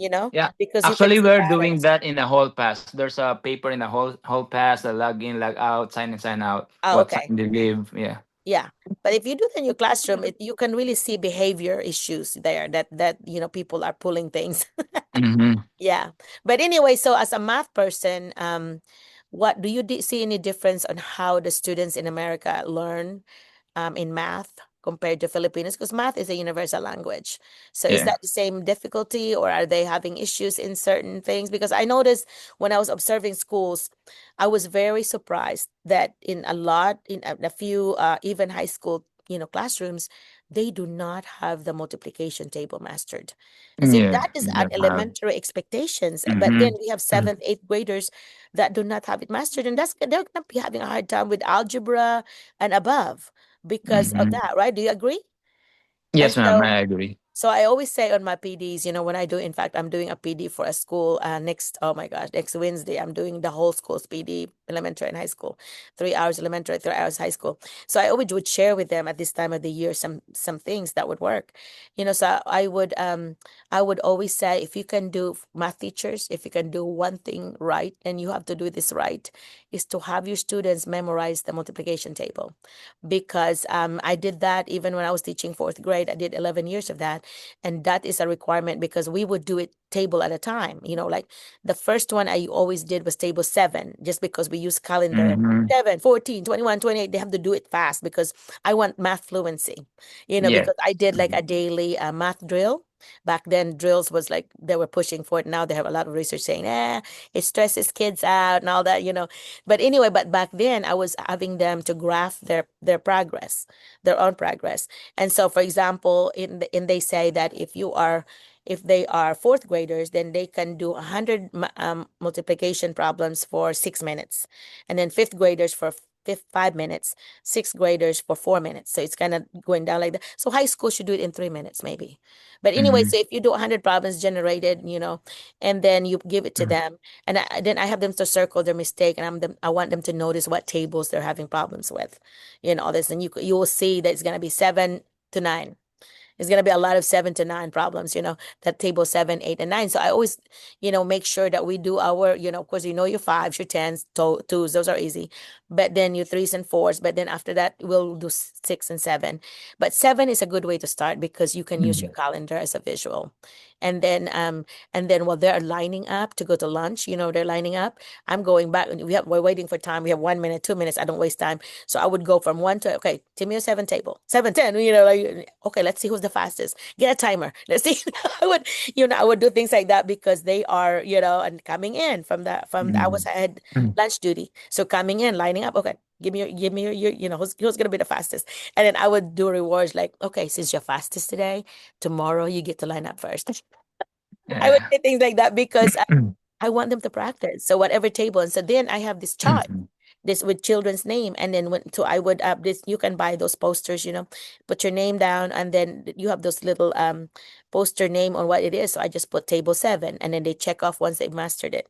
So they have to have done, like, I think we said, I said 80 is mastery, but I always said 90 is mastery in my classroom, because Mhm. B is an Asian F, I would joke. Yeah, you're right. And so I would say 90. If you have 90 above, you reach 90 already, then you can check off that you've mastered it. Okay. And so then until everybody's checked, then I move on to the next table. And then those that I really are so far away, I have to work with them. I would have them like get flashcard, make their own flashcards using index cards and put them in Ziploc bags, and they have to practice with their parents. And then in their communication notebook, they have to have it, they have to have the parents sign that they did their multiplication table practice how many times, and all this. And then I would send them practice sheets to practice. And I said, okay, this is what you do. So it's not boring at home. Since you're doing it for 5 minutes, 5 minutes, you could have, your potatoes, have this big of potatoes, wash it, and then, have your parents help you stick, holes in the, potato fork, in the forks in the potatoes, and then wrap it in a bag, in a little plastic wrap, and stick it in the microwave for 5 minutes or whatever, and then that's how long it will. So it will cook. And so by the time you get done, you got potatoes to eat. You can Yeah. set it up, put butter, and you can put ham, sour cream, whatever. But it's so funny because the kids were like, "Yeah, I have potato snack last night." And so anyway, but they got, the point is they were able to practice and they were able to master. So I could really say that none of my fourth graders came out of my classroom not mastering all their tables, because we did 8, we did 9, I mixed them up. So I would do, whatever we studied, the 7, a bunch of 7s there, but then I would add the other tables that we've already mastered, and I build from there. And so of course I also taught them. Do you teach them that thing about your fingers? Do you know your Yes. you do that? You do that? This is 6, 7, 8, And 9. 6, 7, 9, 10. Yeah. Yeah. Well, no, but if you have, I need my nails done. But anyway, so if you have like 7 times 7, so this is 6, 7, Tens. 8, 9, 10, right? So if Yeah, you have tens. 8 times 8, you have Mr. 8 meet Mr. 8 like this. So you end up with 8 times 8. So this one here where they meet, I call it the bridge. 1, 2, 3, 4, 5, 6. So that's 60. Mm-hmm. And then on top is 2 times 2, so 4, 64. And let's do that with Yeah. 9. 9 and 9. 9 times 9. So this is 8 here, plus 1 times 1 is 81. Anyone. Yeah. Yeah. So let's do 7. 7 times 8. 7, Mr. 7, meet Mr. 8. Mm-hmm. There's 5 of them, so 50. And then on That's top, 3 you have times 2. 2, 56. Yeah. If you teach them stuff like that, then they could use that on Atlas. Nobody's going to take their fingers taped up, like we do with our tau Mm-hmm. signs. But yeah, some of those that are really having a hard time doing it, teach them those, and some of them would do like, they would, for example, 9, they put 0 to 9 and then 0 to 9 up, and they would have the table of 9. But the thing with that is, sometimes they forget, like to put the 0, and then they'd have a mixed up thing. But some of them would actually they would draw the multiplication table. But the problem with that is you're being timed. You cannot have the time to do that because you're being timed, right? In Atlas, now you're being timed in math, or no? Because back then it was timed. But As long as they can finish during the school hours until oh, still. 3:25. Oh yeah, I Yeah. forgot. They do that in literacy, but I think they do that in math too. But back then it was timed. They have so many minutes to do it. And it was always Mhm. around about 30 seconds per problem is what it was. Oh. Yeah. So that's about the budget. It's 1 minute, if you're really good, 30 seconds but so 1 minute per problem. And so anyway, but later on I could see that to be timed too. Because in real life, when they take their ACT, it's being timed. So they have Mm-hmm. to match, what's going to happen in real life. So I know Atlas is new, so they're doing that, but I could see it happening where they would eventually time that, I bet, because they've always timed it. This is the first time that they've not timed it, just because it's newly introduced. But anyway, Mm-hmm. I don't know. But so math, I said, if you can memorize because of technology, if you only have to memorize 2 things in your life, I want you to memorize 2 things, I would say. your ABC, of course, so you can read, and then your multiplication table. The rest of them you Yeah. can look up. Hmm. But for fluency, you're gonna have to have those two things. And those are the only two things I would say people need to memorize. Of course, you do that in elementary. Both of them should be done by elementary. The ABC should be by kindergarten. But the math fluency, the multiplication table is to be by third or fourth grade. So your fifth and Hmm. sixth graders should be fluent on it, but they're not. And that's the sad thing, right? So anyway, so what else other behavior things that you did or you noticed that Let me add for the multiplication table. yes. I keep on telling my kids that before I play when I was a kid, my father wants me to recite or to read the multiplication table from 1 to 10. So math fluency is not overnight. So it takes from when you're younger, elementary to high school. I think you're right about that. Yeah. It takes time. It takes time to Mm-hmm. It progress in takes your mind. time. But if you practice though, so those times you're giving them the time that they had missed. Because if you do it every single day, you have 180 days of school. Yeah. So you are providing that practice that would have taken them years, but you have provided that if you do a daily thing on it. So that could be an opening of a math class. Let's do a skill drill quick, and time it. Mm-hmm. And then they have their little graph and they're doing their graph and see if they're improving. And then on Friday, I give rewards to people that have gained the most. On Monday, I was 80. And then look at this, I'm 98 on Friday. So you have an 18-point gain. So I'm looking at gains, and then I'm arranging them by gains, lining up in the room. And so you could see who had gained the most. And then the top three will get something from my treasure chest, things like that, because you want to notice that you are growing. It's not because, oh, who's the smartest, is the highest. No, I want to see you compared to yourself, from Monday to Friday, because they're doing their graphing. They're graphing every day on those. So I'm doing math skill too, graphing, reading graph, doing, kind of interpreting graph, really. But this was fourth grade and they had, we did it every single day. And so my kids had scores like when I didn't want to brag, but this is what happened. When I was teaching the first 4 years of teaching in America, 91 to 95, I was K6 math teacher. I was and reading because I was doing math in the morning and reading in the afternoon. But when I was doing those two, I was helping another teacher for reading and I was the math person. But later on, I ended up being oh no, 1-6, grade 1 to 6, Title I math teacher, and I was provided a paraprofessional with me. It so happened to be the wife of our superintendent, but anyway, became close. But anyway, so I cannot have any more than 8 people per grade. So they would come in, and so I have this kidney table. So I may have 5 people in my group, and my paraprofessional had as also another kidney table, and she would have 3 people there. So I would put the ones that are, the more of the more advanced learners of the group with her. And then I have my lesson plan. I also have a planning thing for her. So I have a little lesson plan notebook that's for her. So she's got one, design, but we individualize it that then because there was only 8 people. I had 5, she had 3. And then, in some classes we have, 5 people total. So I would have 3 and she had 2 or 4, 1, whatever. And so anyway, so they have their notebook every day so we were able to track progress that way. But you know what? The expectations for that program, Title I program, was every school has to have 2.5% growth. And you know what mine was? 19%. It's averaging around 18 to 20% for those 4 years. So we had really good growth. And it's not because of me, it's because of how the kids perform. I guess because of what is that we established. But the kids really perform well because they learned a lot. It's more individualized that way. And so I met them where they were, and that was a good thing. But now we have high impact tutoring, and I'm part of a Bailey's education group where we actually do high impact tutoring in schools. And so like last year I was high impact tutor for a school here nearby, and for 39 days we do that for 3 times a week and about at least 30 minutes per period. And I pulled seventh, eighth, and ninth, and I only have eight students per grade, so 24 students, but you cannot have more than 4 students at a time. So I only had to work with 4 students. So they had made a lot of growth too. And this is literacy. But anyway, so what's up? You have a nice apartment there, Benevic.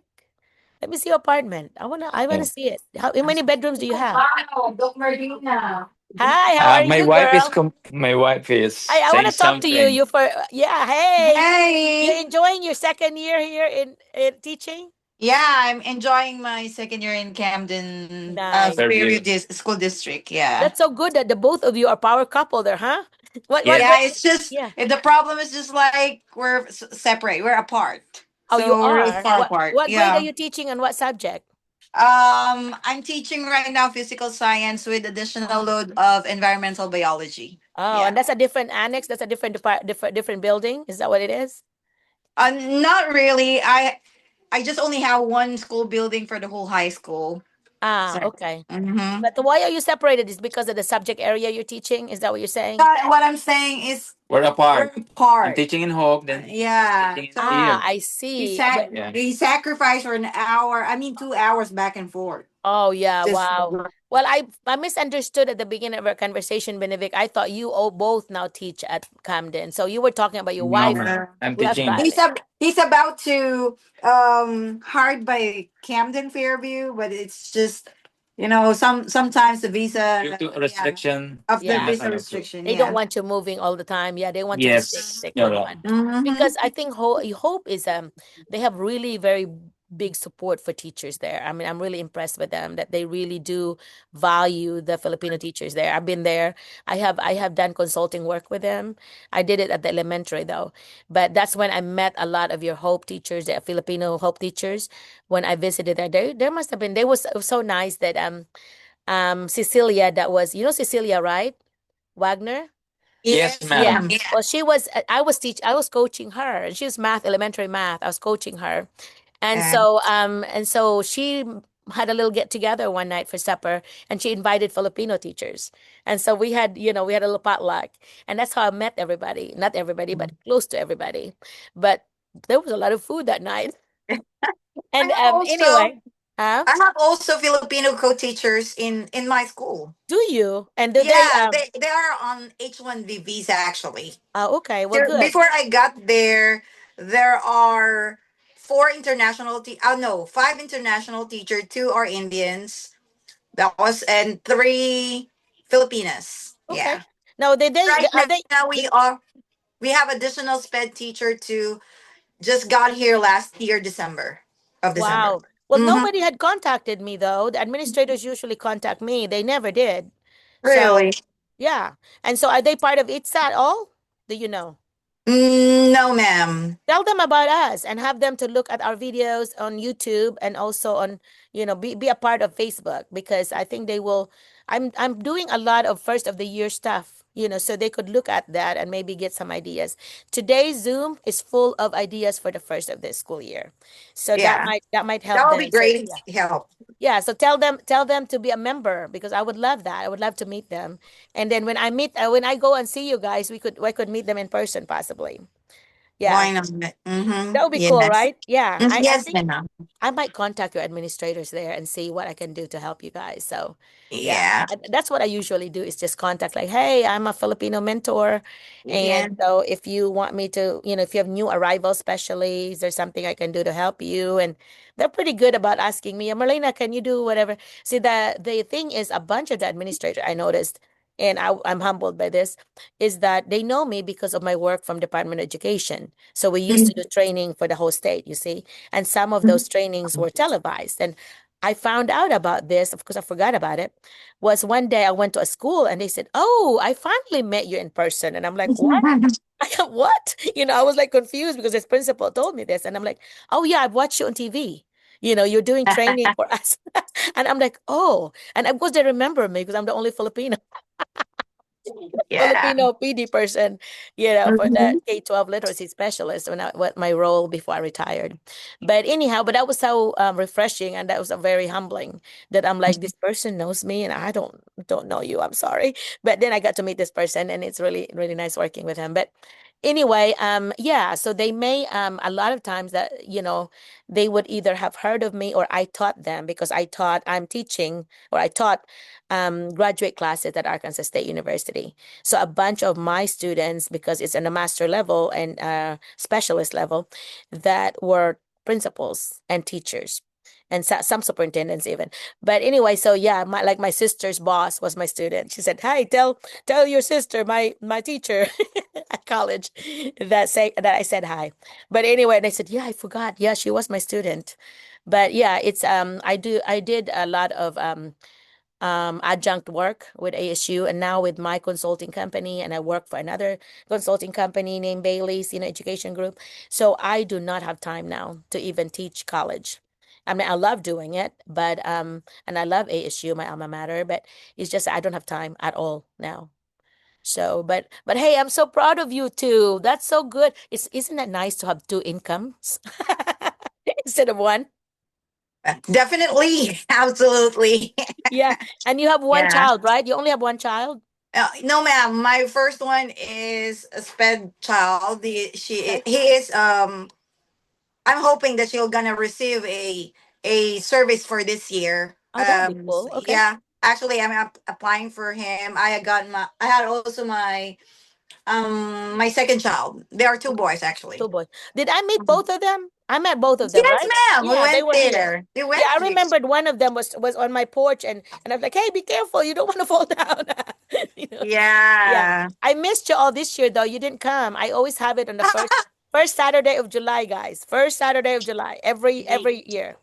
I So, think we got a PD oh, before your week, before your you were, birthday's week. It's like we had a 3 days PD in Conway. you got it. Well, Yeah, for it's the content.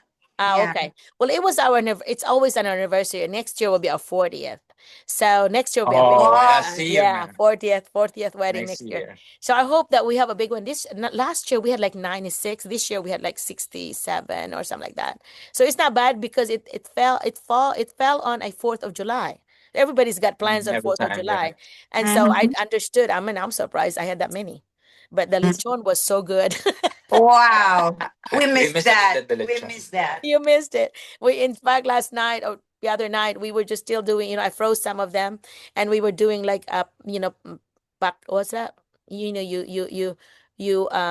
redo it with vinegar and Yeah, it's Paxil. Lechon paksiw, that the P paksiw. word, yeah. Yeah. It was a yeah, paksiw that we did. And so anyway, so it was still good because it was frozen.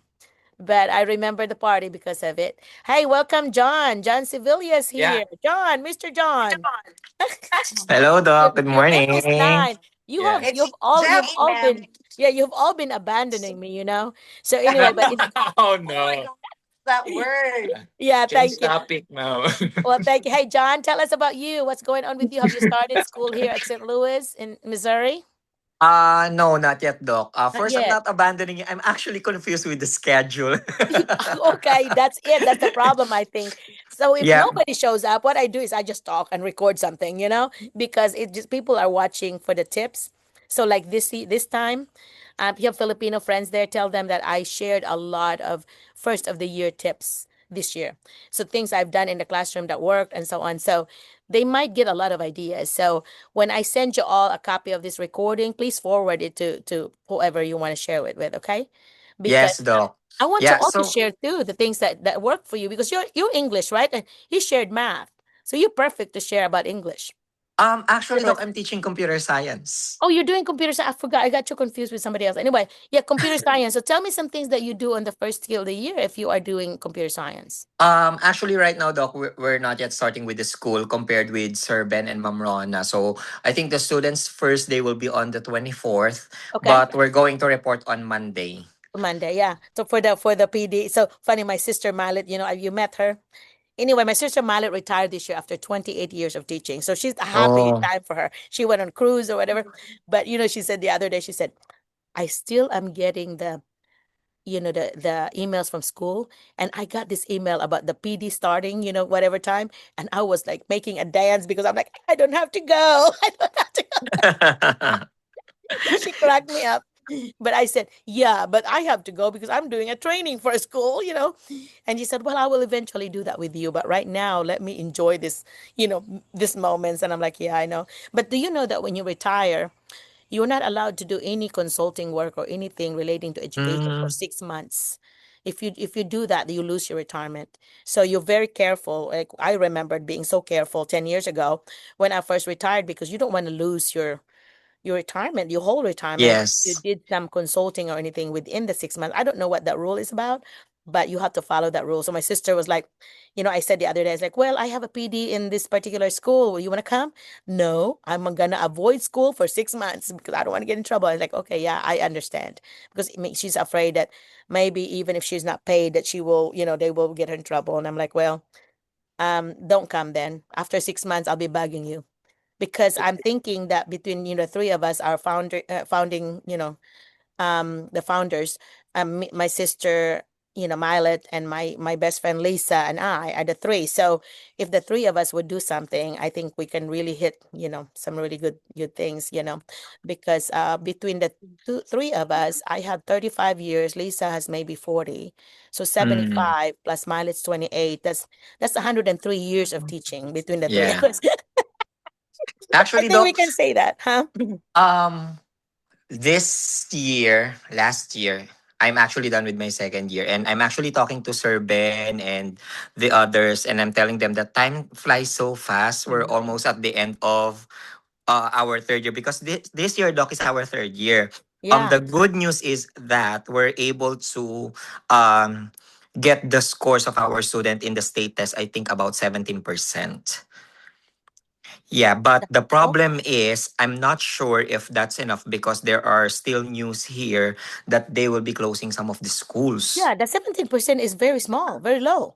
Yeah, so I'm not sure if they will be closing after this school year Oh or no. not. So I actually don't know if I'm going to transfer to a different state, if I'm going to apply still in the US, or I'm going to try in other countries. Yeah. Well, So, you need to plan ahead, sounds like. You need to kind of listen in and see what happens, because you want to be able to plan ahead in case, right? yes, Doc. Yeah. Yeah. I hope you But stay in the US though. I really do hope that, if there's something I can do to help you and recommend you here, let me know.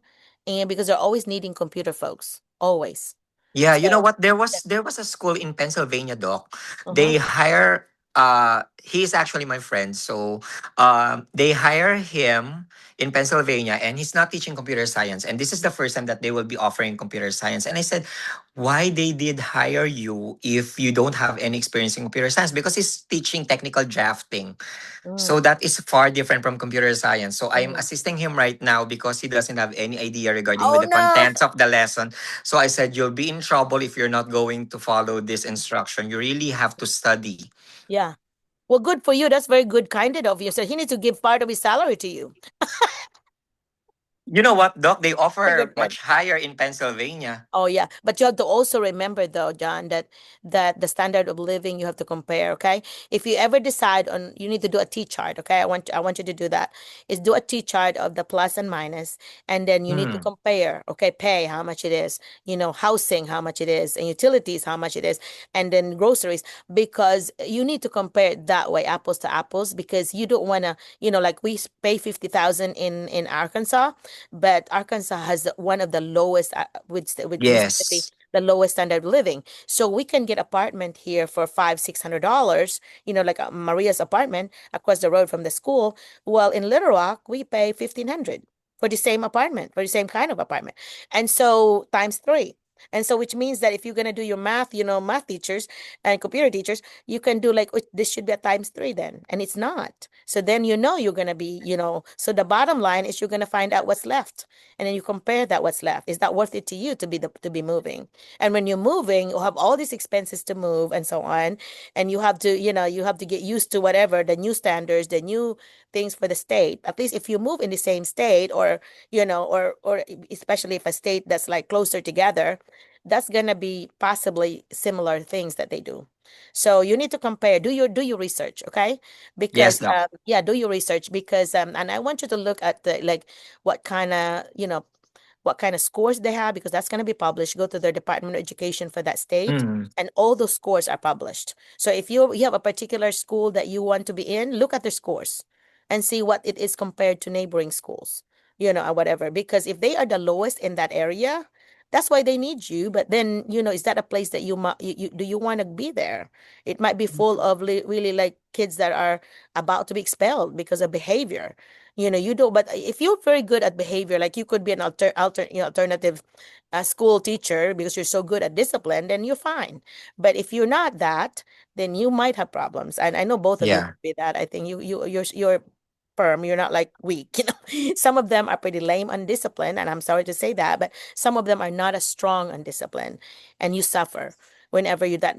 Don't you agree that in America you have to be firm? I mean, one of my fears when I was about to graduate, even when I was going to school as a teacher, my undergrad level, I was so afraid that I'm only 4'10", I'm so short, and I have this, I'm Filipino. Are they gonna respect me? Are they gonna listen to me? And so when I Mm. started doing my field experience and then my student teaching, then I said, my height does not matter. My being a Filipino does not matter. It's just because I am, I guess I knew my stuff. I made sure I was ready. So I was prepared. So the kids knew that I'm ready. I know what I'm doing. Even if you don't know what you're doing, you need to fake it until you make it. But anyway, but I was doing back then. I was doing elementary, and so I was very ready. I know exactly what's gonna happen. Whatever. At first, because the first 2 weeks you may be lost, but I had a very Mhm. good cooperating teachers, we call them. That was our mentor, and so showed me the rope, and oh my gosh, I felt so blessed looking back that I had the two best teachers in the school as my two mentors. So that was a plus for me experience wise. But even if you don't, there's still other teachers in that school that like another grade or the same grade or whatever that will still be a good example for you. You just have to pay attention. I observe a lot. Like I would see some things in the hallway that I know, oh, this teacher's Yeah. a lot of things going on with this teacher because she's changing her bulletin board a lot, showing all this wonderful work. So during my planning time, when I have time, I would go in and say, hey, is that okay if you can share with me what are you doing? Because your bulletin board looks so cool. What did the kids do? What did they learn? What are you learn? All these things. Where did you get this from? And sometimes they would share me some ideas of where they got it. And so being social, being a circle in the Yeah. personality thing, I'm a circle. So I don't meet strangers. So I would always learn from them. And then if there's something I can learn, I can share because of what a teacher had told me, a professor told me at my school, I would say, oh, that reminds me of what our teacher did. This is what she did differently, but it's very similar to what she did. And so then I'm Mhm. also sharing something and we're like teaching each other. And so I think that's what teaching is, right? There's no Yeah. secret. We're sharing with each other. And I'm like, and you can also see, you also could work with teachers with fixed mindset. And they are the ones that like, my work so hard on this. I'm not going to share this. That's how you can tell. They're the fixed mindset that's like, they don't want to share, but some people are going to want to get from you, but they don't want to share with you. You don't want that. You want to be a open growth mindset. If you're a growth mindset person, you want others to grow as well because you're growing. Yeah. I know myself, I'm always going to be a lifelong learner. I'm always journaling the things I learned because I'm happy when I learn something. And this is 10 years of retirement and I'm learning every day. And so I know that we are. But anyway, tell me about your since it's your third year, so compare your first year to your third year. Was it different? Honestly, Doc, I'm actually confused because at first I thought it was just the English language that I really need to consider. But you know what, Doc? To be honest, my struggle is dealing with Hispanic students. Really? No, Really? I'm not trying to be racist, but it's just that I think it's harder for us to communicate with them. Although some of the words are almost the same, but still the accent is there. So Really? sometimes most of my Hispanic students didn't know how to speak in English. Okay. So And that that's the was struggle. that's very interesting to me. That I've never heard that, by the way, first time. Because I was an ESL coordinator at a school, right? So I did training for the teachers on Hmm. interactive strategies to help our ESL students. But I'm finding that about 70%, if not more, of their language is ours. If you have to go to duolingo.com and learn Hmm. some. I'm in 288 level now or whatever. But oh my gosh, it is so amazing how much you can learn from Duolingo app. It's free. And then learn about these words and how to put words together. And then now I'm doing like paragraphs and answering them. And I cannot speak it well because I thought I was so proud, like, oh, I know this. And then I Yeah. went to the market in Memphis, and then I was trying to speak, my Spanish, and this young teenager punk that did not, was very prank, which I needed at that time, I guess, to humble me. and said, "Ma'am, I don't want to be rude, but your Spanish sucks." Yeah, that's why I said, whenever I am making the materials that I'm going to use for class doc, I am doing like I have to create one in English and another one in Spanish. Spanish. Yeah, but you can do a Yeah. chat GPT right now and do it very quickly. Do you use Yes. chat GPT? Yeah. Yes. But I usually use AI a lot, yeah, doc. yeah, yeah, I do. I know. And my two kids, Jet and Stephanie, are so against AI. And so they said, Mom, AI is evil. And I can't believe you use it. I'm like, I don't care. I don't care what you say. I know the research. I know I've been looking at data centers. I've been looking at all this. I don't Yeah. care. But it's making my life easier. It's making me work smarter than harder. And so I'm using it, I said. And so I'm not going to resist technology either because I love technology. And so, anyway, you know how I answered that guy, the 17-year-old? I said, Oh, sweetheart, I love you too. And I'll joke like that. But I said, you know what? Thank you. Thank you for telling me because I didn't even know that that I didn't use the word suck, but Yeah. that's not that. So, but I was horrible. I did not know that. I thought that I was doing okay. So, but thank you for the feedback. That's what I said. And that's what growth mindset folks would do. They would not get mad. They would be happy of the growth they got out of it. And that's what we should do. But anyhow, so Hispanic, that's interesting. It's interesting, John. Um, they have you tried doing it in broken Spanish using our terms we know? I You yeah, think? I think some of the time that I'm doing like instead of using 1, 2, 3, I'm using uno, dos, tres, like Mhm. Yeah, yeah, yeah. yeah. I always did that with my students. I told them that first day of school, I said, okay, guys, this is how I'm gonna wanna get you back. I'm like, I would just say, usa, duha, tulo. I would say that. When I say duha, you better be like really getting there. It's an emergency, going back to your room and without running. And then by three, by tulo. Everybody has to be there, or else your team is gonna lose points or lose the, whatever reward that we are getting. Like if we're doing paperclip, you're gonna lose a paperclip. And so anyway, so then individually you will also get in trouble.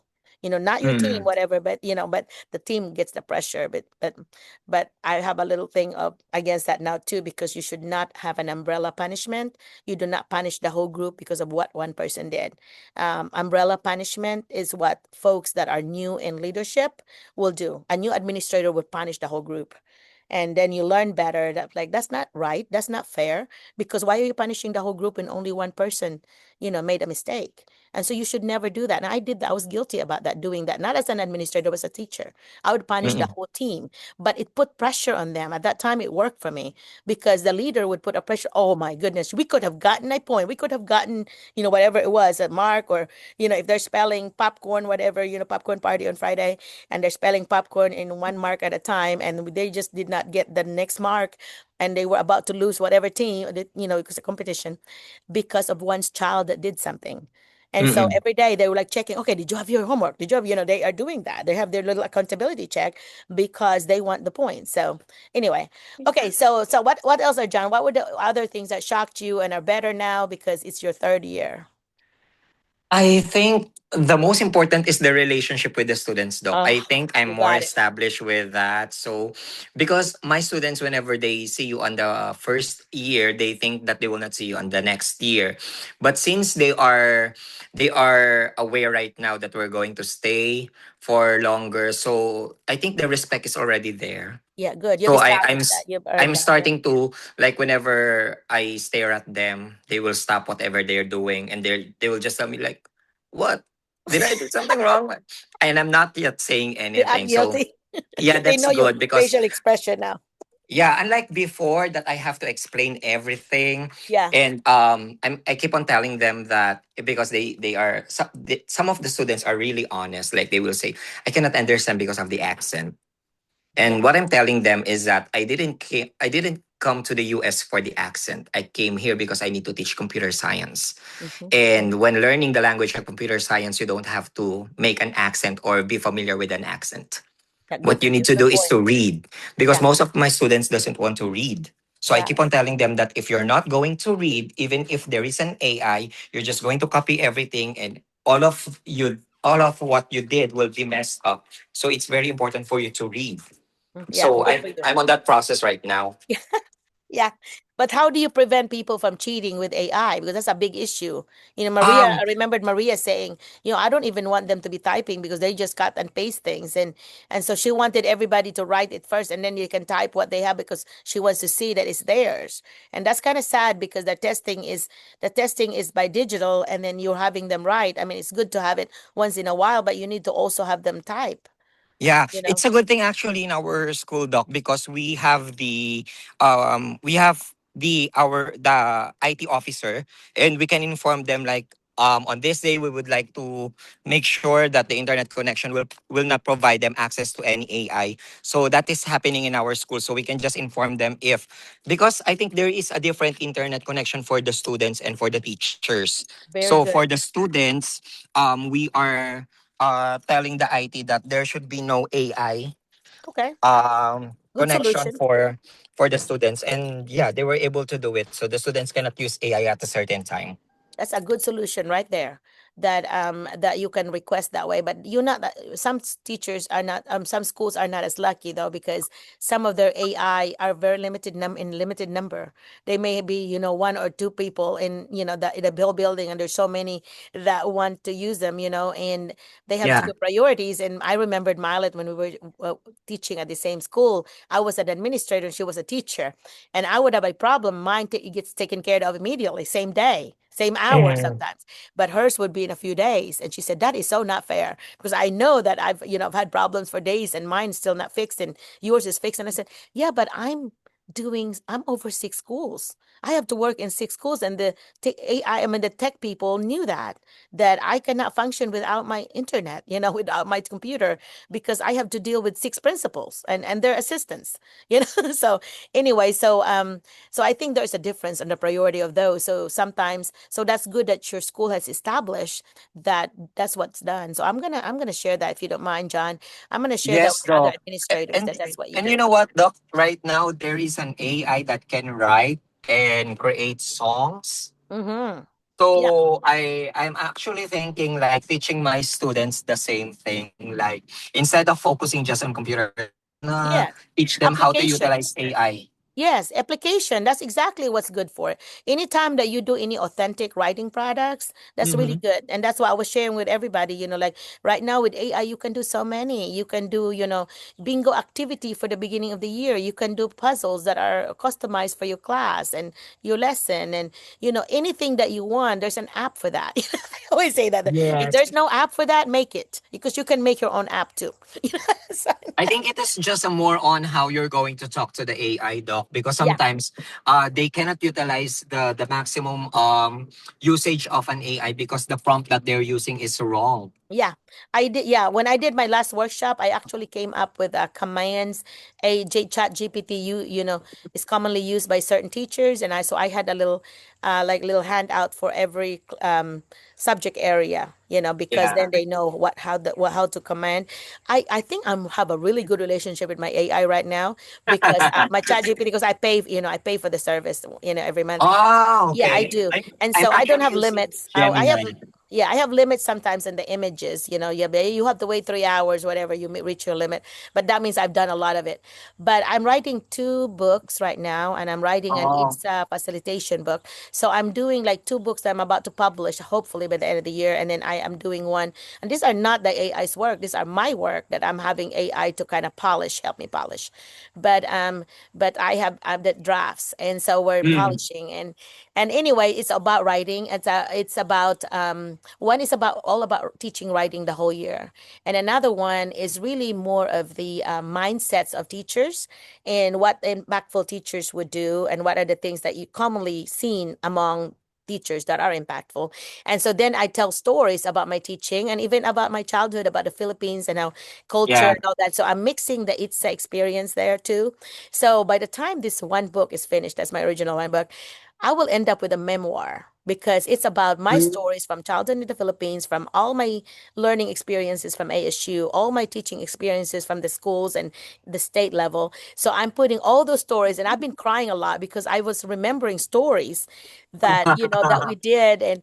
And like I remember my mom to be this age or whatever, and now mom is 84 and living with us and having some memory issues. So it's really like it's just really hitting me hard, that I'm remembering those old times, and how it's still good times now, but it's just the memory is not there and it's missing. And I just really, she would remember the old times, for example, but she won't remember possibly like what we did yesterday, Yeah. 2 days Is ago. it going to be available online, Doc, or you're talking to a I'm publishing I'm company? doing both. I'm gonna have an ebook and a hardcover because I Ah, wanted. that's good. Yeah, what happens is that a lot of places where I would do workshops, they would ask, "Do you have anything published or whatever that they want me to, share with them?" And I said, I'm in the process of, and so I've been doing in the process of for years now. So I think hopefully this year, that's my goal is December, that I get Yes. everything done, and that way it's something that I could share with teachers, because this is loaded with, I call them gems, a bunch of Mm. nuggets of gold nuggets, that things I learned as a new person in America. This is about 40 years of experience here in America, and going to school here in America. Well, I have also had 2 years of college in the Philippines, so I Ah, talked about my elementary experience, high school experience, and all that in the Philippines, and then I move it back. I move it here. What happened here? So I'm telling you, it's really more of a memoir, but then I used it to teach. So every story had a teaching thing that I used, for the mindset. And so anyway, as a teacher, you learn this. This is what you can do, whatever. Because also things that I learned that I did not know. Like for example, the first time I heard raining cats and dogs, my husband said, "Oh no, it's raining cats and dogs." And I ran to the window and I said, "Oh, it also rains cats and dogs, also like ice."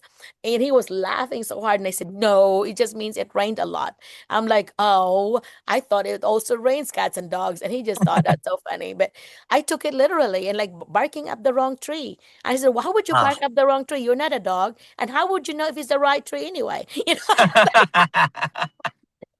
know, I did stuff like that. It's like, yeah, I'm telling you. And I looked for rice in the first store, the drive-in that we went in.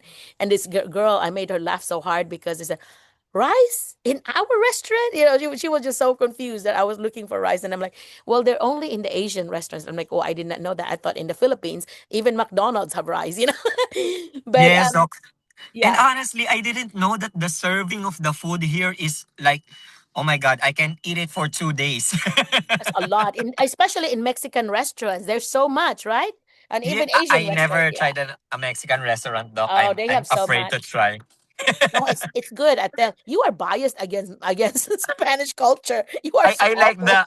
the American and the Italian food more. Yeah, but you know what, John? You're gonna have to be open to all kinds of experience. I called myself an official foodie. I love Yeah. teaching. I love learning about other foods. So when I travel to other countries, Yeah. yeah, Doc, I Doc. always have favorites. Yeah, look at I look have at your, guests here. So yeah. this is my daughter. She's actually coming to middle school. Well, hi, She's so big. She's taller than me. taller. Yeah, Then, yeah. yeah, I don't know if you still know her. Hello, Wow. dog. Good Well, morning. how This is are you? Oh, Maria. how did you get Maria, together lovely. there? Huh? We're in the same state, Oh po, my God. dog.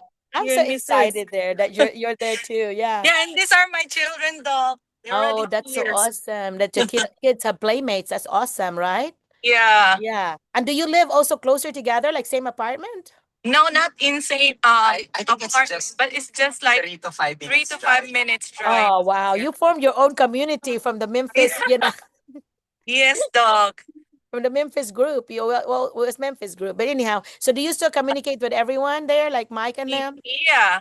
You do? Yeah. I was able to communicate with Sir Mike, Yeah, Sir Jeff, we're able to communicate. Sir Ben, and Sir Benedict Erwin. and Erwin. Yeah. Erwin, what's Erwin doing now? I've not heard from him. I think he's in the Philippines, Doc. Oh, he is. Well, Oh, yeah, I'm he jealous. went home. I think we're planning to go next year, hopefully. Hopefully. The Philippines? Yeah, I think so. But if we do, I'm gonna announce it so that we have a get together in Cebu. I would like to, like Oh, wherever that's the awesome. hotel is, and have a get together, like in a swimming pool, or have a swimming party or something. And anyway, or even in the beach. I always have beach parties when I go there. Like, oh my gosh, we had 2 lechons when we were there because we had so many Wow, we people. miss Lechon, Doc. I Here. know. I had lechon last July 4th here. The Yeah, I taste always here, the yeah. lechon, the roast pig, they call it. It the taste is different from the Philippines. Oh, really? Well, the Yeah. one, my source is actually a Filipino. So that they really cook it like the Philippines. So if first, I think first Saturday of July, I hope we can see you here because I always have a party on that. It's my 40th anniversary, wedding anniversary next year. Next year. Yeah. Hopefully you all can Hopefully drive the here, ride together and drive here. yeah. Yeah. So anyway, so I thank you so much. Your school has started too? Are you teaching the Not same yet, school? sir. We're gonna not yet. Sorry, doc. Not yet. We're gonna start our training this Monday, and Monday. then after 2 weeks, PD, we're going to start our Okay. class. So this is your 24. last weekend of freedom for the kids before they Yeah, start. it is. Last week. Last weekend. So what do you do for fun there in St. Louis? There's actually a lot of parks here. Yes. I'm about We're to say to gonna the, like ano yan? we Uy, open pa. Hey. we're heading in our school. Mm-hmm. One of the one of the schools in under our school district, they're gonna be giving free backpack Nice. Very good. for the kids, shoes, things like that. So Nice. we're Yeah, many communities do that. And even Walmart has a big truck that they collect those. So yes. so glad that you do that. Yeah, if you are if there's any like churches that do that, you need to be involved in helping too if you want. Ay, Yeah, baseball. volunteers. Yeah. Yeah, Yan, di volunteering is ba? Pag always may good. ganun, baseball Hi, yan. good luck and have fun. And I think the kids would love that having free stuff, help your budget Yeah. too. Yeah. We got also kids at the back. Oh, that's having so. Hello po. Hey, whose vehicle? Hello. Hello. Whose vehicle is this? Is this your car, John? This is Sir Jefferson Oh, car. okay, yeah. So I have a bigger car, Doc, you have a big because car. Is that like an have a lot SUV of with people. third seat? Is that an SUV with third seat? Is that what you have? Yes, Third Doc. seat. Yeah. Yeah. Yeah. A Sienna, Toyota Sienna. Yeah, okay, yeah. Toyota This Sienna is is good. I our love Toyota. special all-around Uber dog. Oh yeah, I bet. When I Yeah. was growing, when the kids were He's growing our up, we on-call always had a Uber. van. We always had a The van, a most Chevy handsome Luminous. I driver. remember. Yeah, malamak, for sure. We Yeah. call him the most handsome driver. Oh yeah. I don't have They're any just choice, battering. Doc. They're battering you up, John, so they will get driven everywhere. And Yeah. so, hey, do you also help with the gas? Because I always encourage. Yeah, we Yeah. are. Always, because Yeah. there's nothing free in America. They are not getting those gas for Yes. free. Yes, So doc. make sure that Yeah. you always help.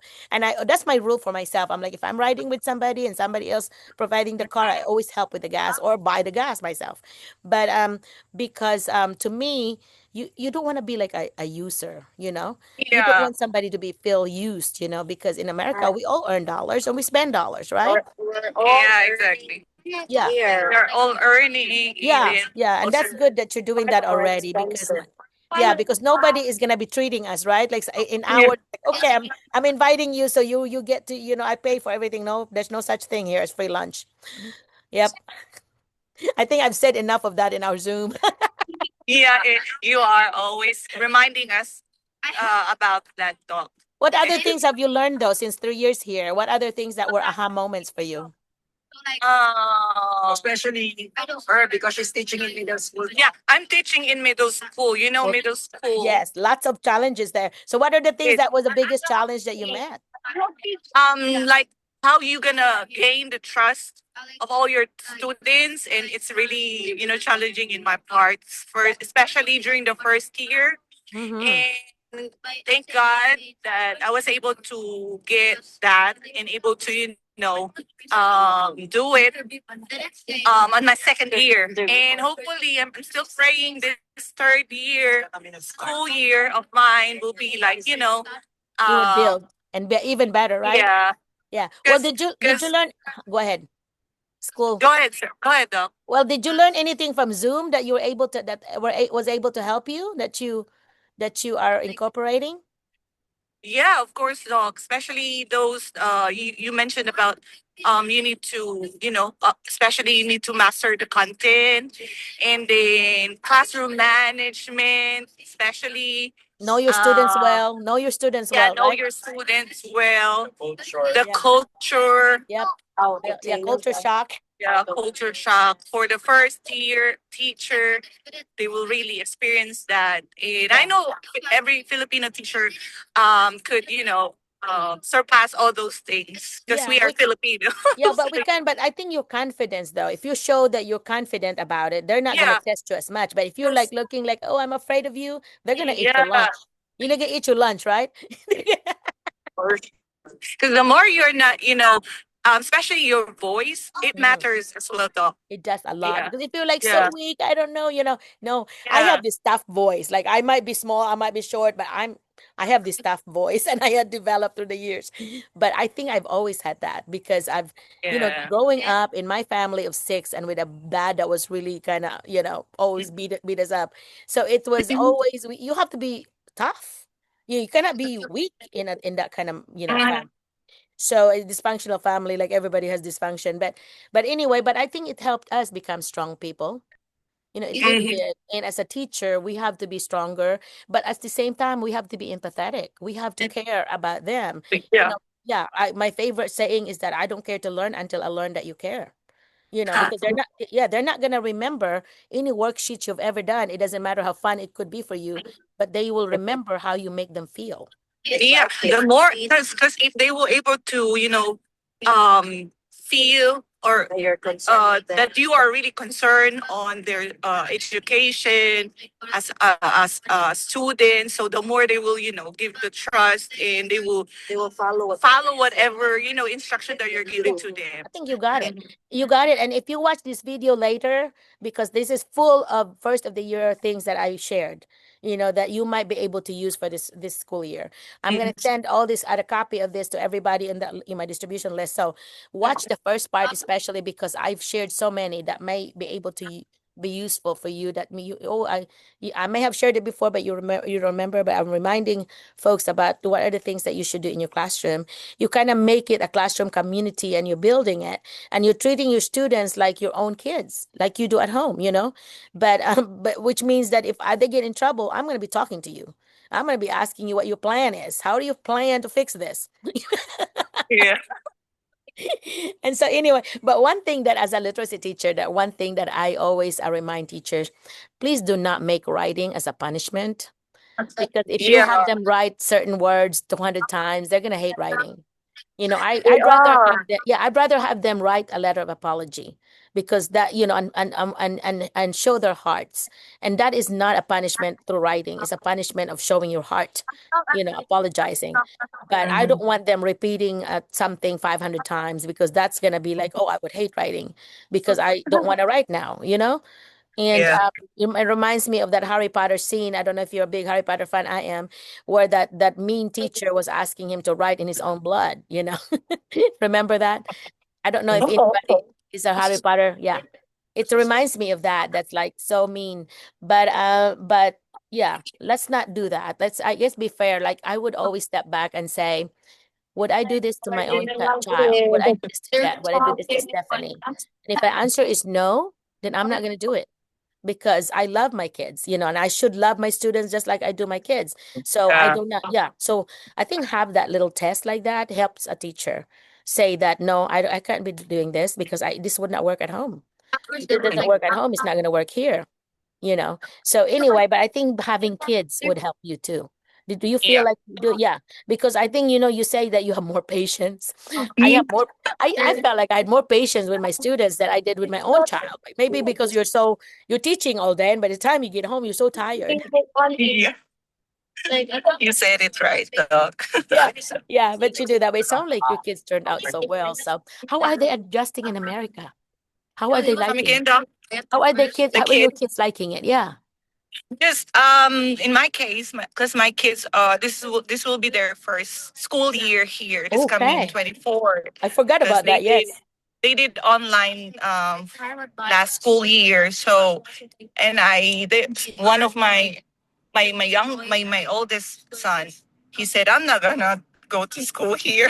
So Oh, why? Because maybe he's like somehow afraid because he's like fond of watching vloggers here in the USA. Like they're mm, like sharing about their thoughts in school. So I told him that you don't worry because teachers are gonna help you out, things like that. Don't yeah. worry, But you'll enjoy. yeah, everybody's experience is going to be different. It's going to be his Yeah. attitude about it, right? Mhm. And so what do you call it? Is his English already fluent though? I mean, that helps a lot. He knows how to speak English somehow fluent, and yeah, my firstborn and my secondborn, I don't know, but yeah, I'm always telling him that it will be okay. Yeah. Have Just you speaking English to them or in our language at home? Tagalog, Bisaya, Okay. English. Yeah, well, you need to have a balance of it, because you know what I regret the Mhm. most as a mother is that I did not raise my kids bilingual. They were born in America, so which means they never knew the language. But Tagalog, my yeah. mom lived with me for 14 years and was babysitting them. But at that time, my husband, mistakenly believed, and which I don't blame him. It was the research at that time that they thought that the children will be confused if you teach them a different language at home Different. and then a different at school. Well, that's not true, because the window of language is up to certain age. If Yeah. you're open for that, and then the structures and the rules of the grammar, the language in our tongue would translate to, they could compare it to the English. So it's a really good thing to have two languages or three languages. So Three languages. yeah, Actually, we have yeah. four languages. Well, that's awesome. But you see, but I'm so jealous of you and the other parents whose kids are bilingual, because my adult kids, 36 and 27, are now telling me, "Mom, why did you not make us bilingual?" And so that's one of the things that I really regret as a mother, that I wish I could turn back time and teach them. But so now, because especially Stephanie being a psychologist in Hawaii, and people, there are a bunch of her patients, a bunch of them that come to her office would be Filipinos. And I don't know if they would speak Filipino, to her, thinking that she's Filipino, but then when she opened her mouth, she's English. She's very American. I would speak to her in if I didn't know, I would speak to her in Cebuano, because I would think she may be Filipino, if she wasn't my child. But anyway, so that's good. I want to wish your kids the best, and be sure to ask them what they're learning, and Yeah, I'm gonna do that every every day. day. And do not accept. Now I tell my kids that I told my kids this, that do not accept nothing. Do not accept nothing. We didn't learn anything. Don't accept that. I want at least three things. That's my rule for my kids. Three things. So while you're in school all day, I want you to remember three things, because that's what you're gonna tell me at the end of the day. And so every day I would ask them, okay, what are the things Doc, that I'm you sorry, Doc. I'm sorry to bother you. yeah, We're gonna you're go gonna now. go? Yeah. Yeah, I'm gonna return the phone to Mr. Jefferson Yeah, now, we're Doc. about to close up anyway, because I try not to Yeah. go over too. So okay. So but it's already 2 hours and a half. Hey, bye guys, have fun. Okay, good luck on your year, on your Yeah, school Doc. year. Keep us Okay, updated for the next one. I will. Oh, it's gonna be the Okay. first. It's first Saturday of every month. Okay, Okay, okay. first First Saturday of every Saturday. month. Yeah, yeah. Okay. Okay. See ya. All Bye. right. Bye Okay. bye. Bye bye. Thanks. Thank you. Hi. Bye. Benevic. See. Bye, Benevic. Okay. Bye bye.